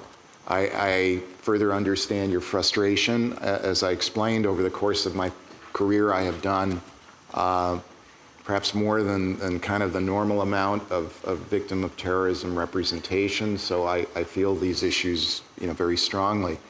I do not know the circumstances of what occurred and what was going on when you requested the information. I have not been read into the facts. I would want to take a look and understand what the institutional position was and what was going on. But I pledged to you then, and I pledge to you now, that I will always communicate with you or any other member of the committee and provide as much information as lawfully I'm able to provide. At least for me, the most frustrating thing is just a black hole. A lot of in my time up here is you ask people information from the executive branch, and it just goes. We're working, it's like so. But all right, Governor Huckabee, can you tell us why is the defense of Israel, the support of Israel, important to America? Senator, a great question. The truth is, it's been very clear, as expressed by the Iranian government, that Israel is the appetizer and we're the entree. They don't want to stop at Israel. They certainly want to annihilate them. They've said it over and over, and there's an old saying that when people are saying again and again they're going to kill you, you might want to take them seriously. But they've also gone beyond saying they want to annihilate Israel and wipe it off the face of the earth. They've said that their ultimate goal is to first take care of the little Satan, they identify as Israel, and then come after the great Satan. Senator, that's us. And whatever is happening to Israel, it is the canary in the coal mine. These governments, Iran being the most notable, who want to develop a nuclear weapon and who have the audacity to wish to use it to destroy a sovereign Jewish state so that they ultimately could destroy Western civilization. That's why it matters, Senator, and I appreciate your question because I hope people will understand this is not just about Israel. It is about us. And if we don't stand with them, they stand alone. And if they fall alone, we fall next. Thank you. Commissioner Cabrera, as we've seen, I know you've put a lot of effort into freedom and liberty in Latin America. As we've seen in Panama, the Communist Party has tried to infiltrate all the politics, the port and all those things. So how important is Panama to America, to our trade, to our defense, to our success? Thank you for the question, Senator. I will say that Panama is a very important ally because we talk a lot about the southern border, but when you talk about the southern border, you can't really talk about it without Panama because through the Darien Gap just a year ago, you had over 500,000 folks crossing. Right now, under the success of President Trump and Secretary Rubio, we've been able to lower those numbers in January and February of this year, 95%. Again, that's not just migration, but that's drugs as well. Panama is a huge ally in drug seizing as well. They've been #1 4 years in a row in Central America, over 100 metric tons, and 40% of the cocaine that enters America enters through Panama. So again, if we have a strong ally in Panama, we have a strong border in the Darien Gap, and making sure that we stop the drugs, we stop the migration, that helps us at the southern border and helps America make sure these drugs aren't infiltrating. But again, that Chinese influence that you mentioned is also a problem, and it's about making sure we continue to make great strides like Secretary Rubio and President Trump have done, with the concessions being sold at the port, with them exiting Belt and Road, being the first country to enter Belt and Road and being the first country to exit it in Central America, and making sure we provide opportunities for American companies to be treated fairly in Panama, so they can continue to be the largest foreign direct investment. Thank you. Thank you, Chairman. Senator Cruz. Thank you, Governor Huckabee. Congratulations on your nomination. You're going to do a fantastic job, and I'm very happy to see you named for this position. As you know, you're stepping into a role that's not just incredibly important, but it's also incredibly influential. In addition to implementing President Trump's policy, you will oversee what information gets sent back to Washington, D.C.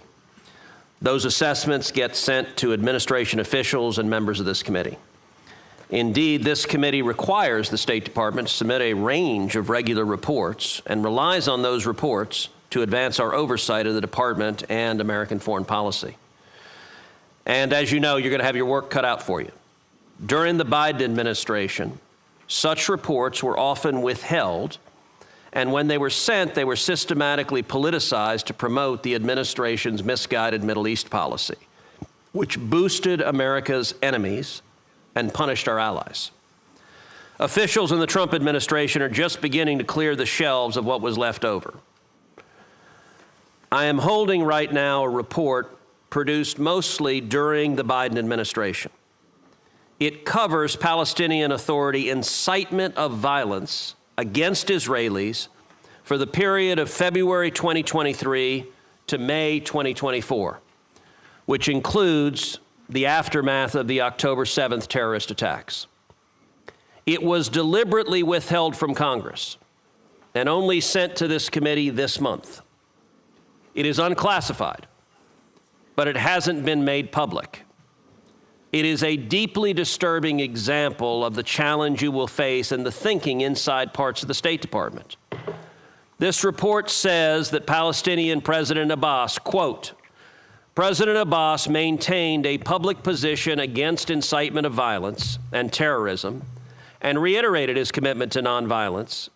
He condemned the killing of Israeli civilians by Hamas on October 7th because it had given Israel the pretext to attack Gaza.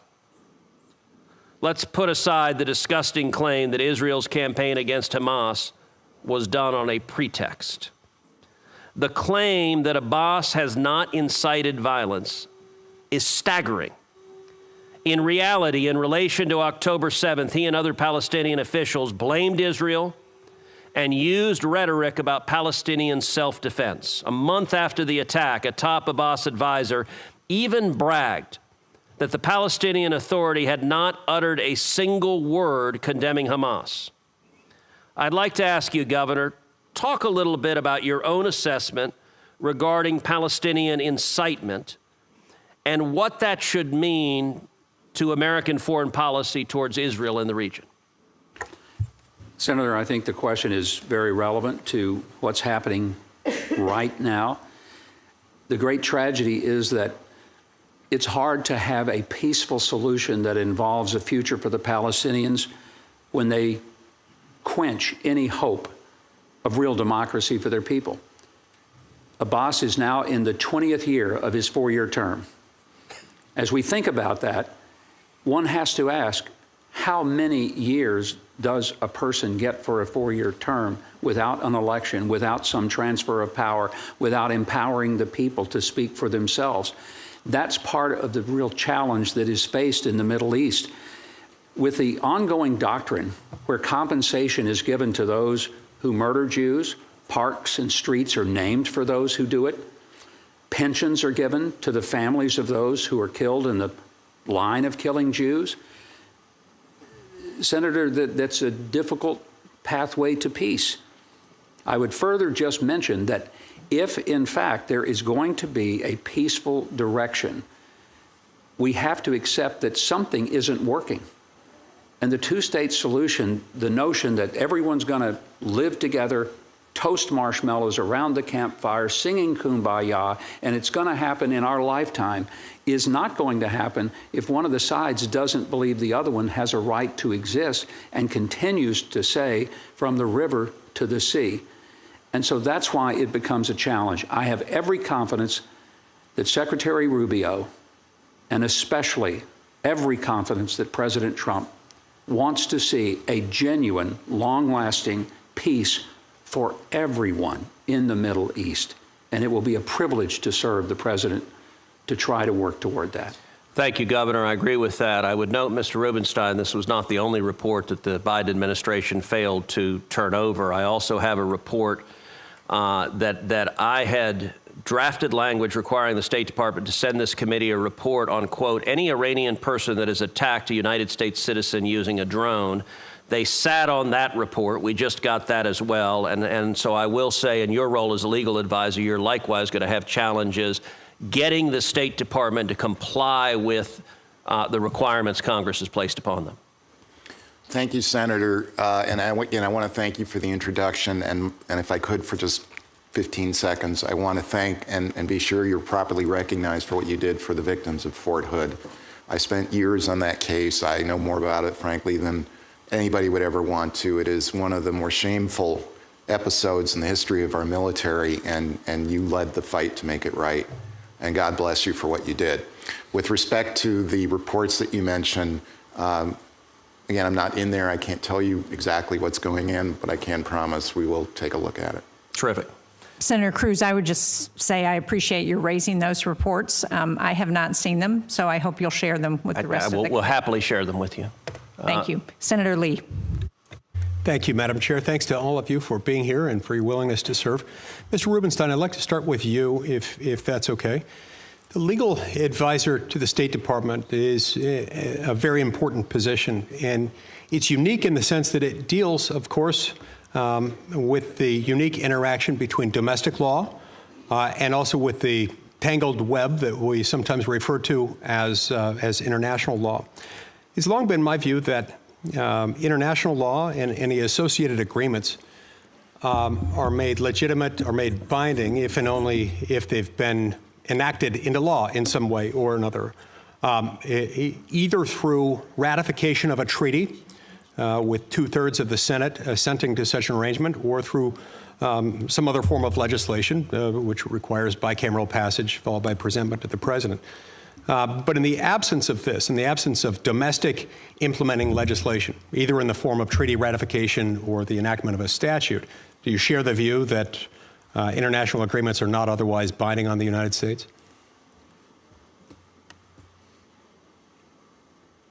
Thank you, Senator. That is a very interesting question. You are absolutely right. The legal advisor's position is one of the great lawyer jobs in the federal government, if not in the world, precisely because it raises the sort of issues that you're touching upon. I can't tell you, as I sit here today, what the institutional view is with respect to your question. And I would certainly, before I committed to anything, want to understand where the institution's view is. As you read the Constitution, is there... So as I read the Constitution... Another way around it? For example, under the Constitution, the treaty power, the authorities case, I believe that Senator Cruz played a role in the Medellin case. There's a very complex and deep discussion of the difference between self-executing and non-self-executing treaties, which have different effect. And historically, as I understand it, going back to the time of the founding, there was an understanding and a discussion about precisely what those means and how they fit under the Constitution. My friend Steve Engel did a tremendous analysis of the executive's authority to unilaterally withdraw from treaties, a question which I know is of interest to the minority. He issued an opinion in 2020 with respect to the Open Skies Agreement that does his usual good work in analyzing the issues and exploring the history and so forth. All of this to say, I have my own views, which are in some cases well-informed, in some cases not so much. I think that there's an ongoing conversation about this. Congress has its view of, for example, its authority to terminate treaties, and Mr. Engel had his, and would have to take at the specific facts, the specific enactment. Okay, yeah, let's get a little bit more specific then. If I'm right, and I think I am because I think it's what the Constitution says, then that would suggest that the United States is bound to the United Nations only insofar as domestic law says so. Domestic law meaning ratified treaty or otherwise enacted legislation. If that's the case, our domestic law clearly has delineated how we interact with UN agencies, UN entities that grant entrance to the Palestinian state. We do not fund them. But in the past, people in the position to which you've been nominated, legal advisors to the State Department, have circumvented this prohibition that is mandated by our domestic law by calling the United Nations Framework Convention on Climate Change a treaty rather than a UN-affiliated body, for example.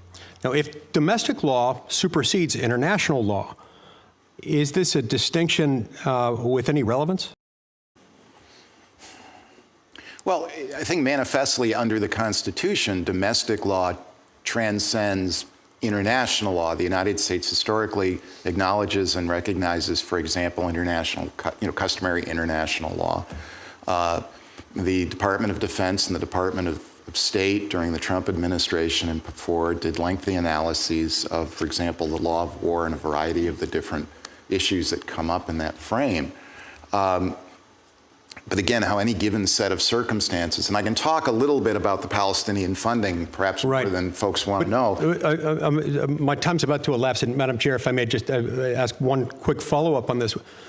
I want to make sure I understand the point you made a minute ago about how the United States recognizes customary international law. This is it's an important statement. It's an important statement to understand. Because insofar as we're willing to say, we recognize customary international law. Whatever that might say, we're it. We've granted it. Separate and apart from the fundamental constitutional problem of whether customary international law has evolved in a way that domestic law has never countenanced. I would also be worried about that for the additional reason that there is no single universal arbiter of what customary international law is. That's correct. It changes by its very nature. I agree with you 100%. But I do know, as I said, there is a long institutional history. The lawyers there are careful and thoughtful. I would want to be able to examine it and discuss it with my colleagues and kick it around. On important issues, I like to take the OLC's temperature because they provide a wonderful pressure test for analysis and ideas and are very good at it, saying, hey, you didn't really think about this issue, or maybe you thought about it from this frame. I will say this, the president has made it very clear that the department is, and quite rightly so in my view, the president has made it crystal clear that we are to pursue an America First foreign policy. He has issued executive orders dealing with very specifically with the U.S. relationship with international organizations. My role is to execute on those, and we will. He has, as I believe Mr. Landau was before you, and he testified that international agreements, international organizations can advance U.S. interests, and often do, stipulate to that.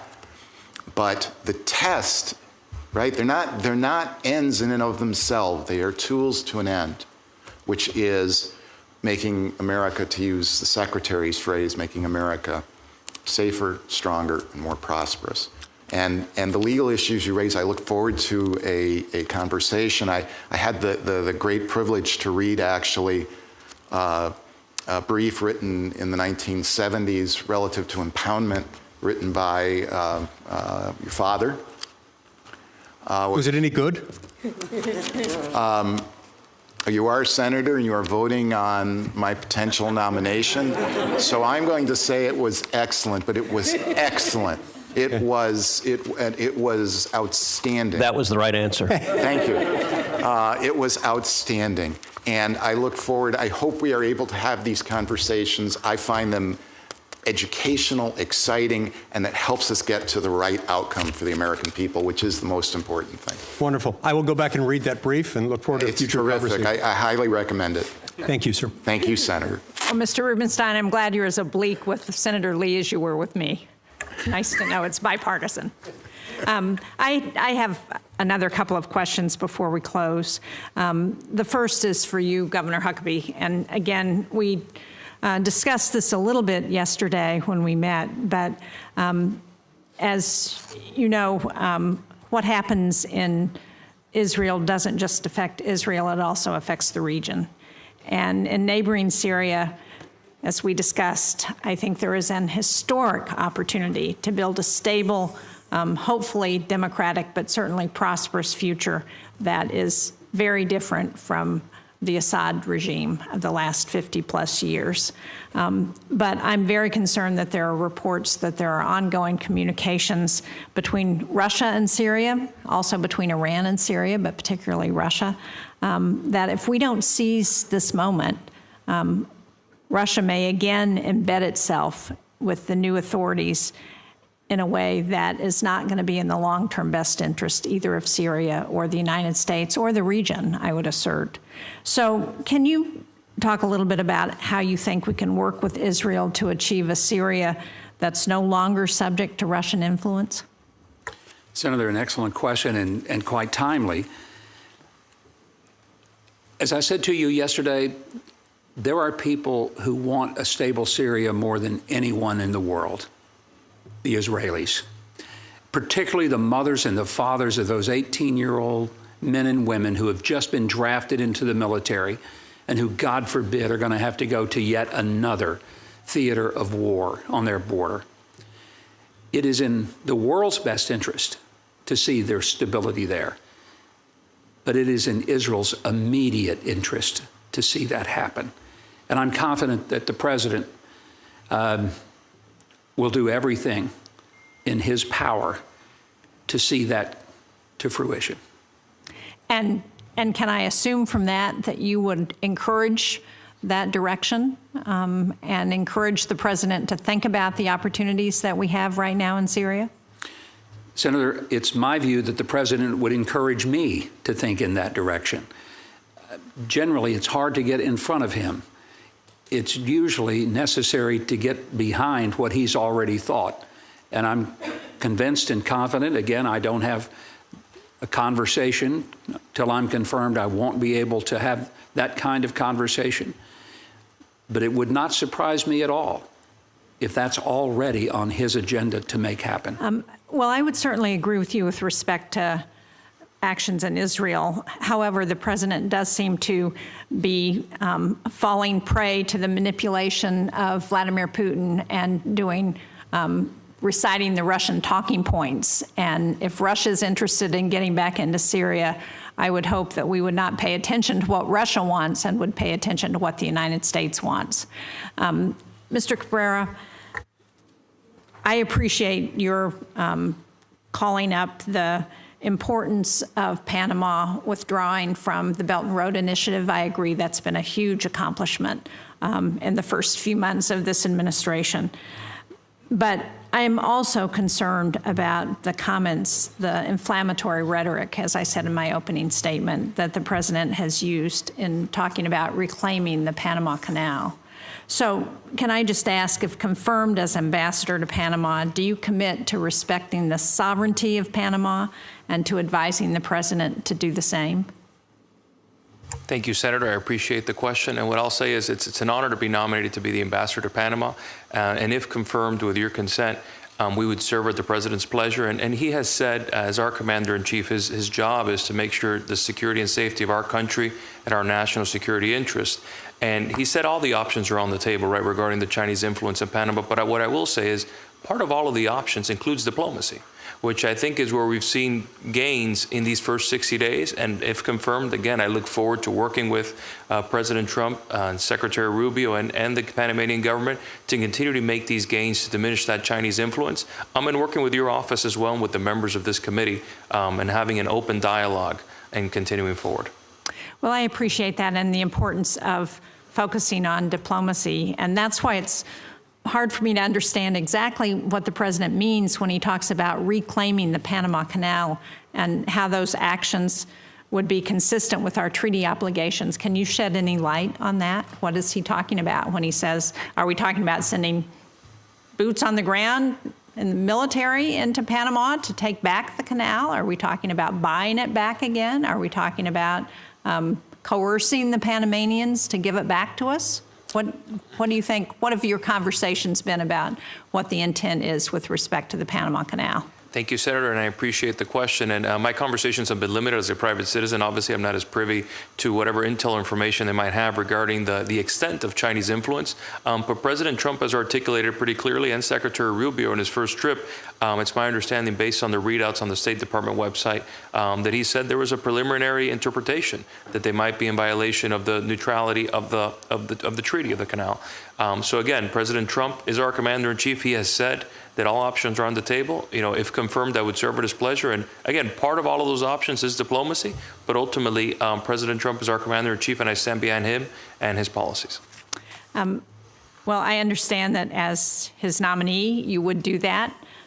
Let me just register my opposition to sending the military in to take back the canal by force, and also my opposition to buying it back and to coercing the Panamanians in ways that would force them to give it back. So I appreciate your focus on diplomacy.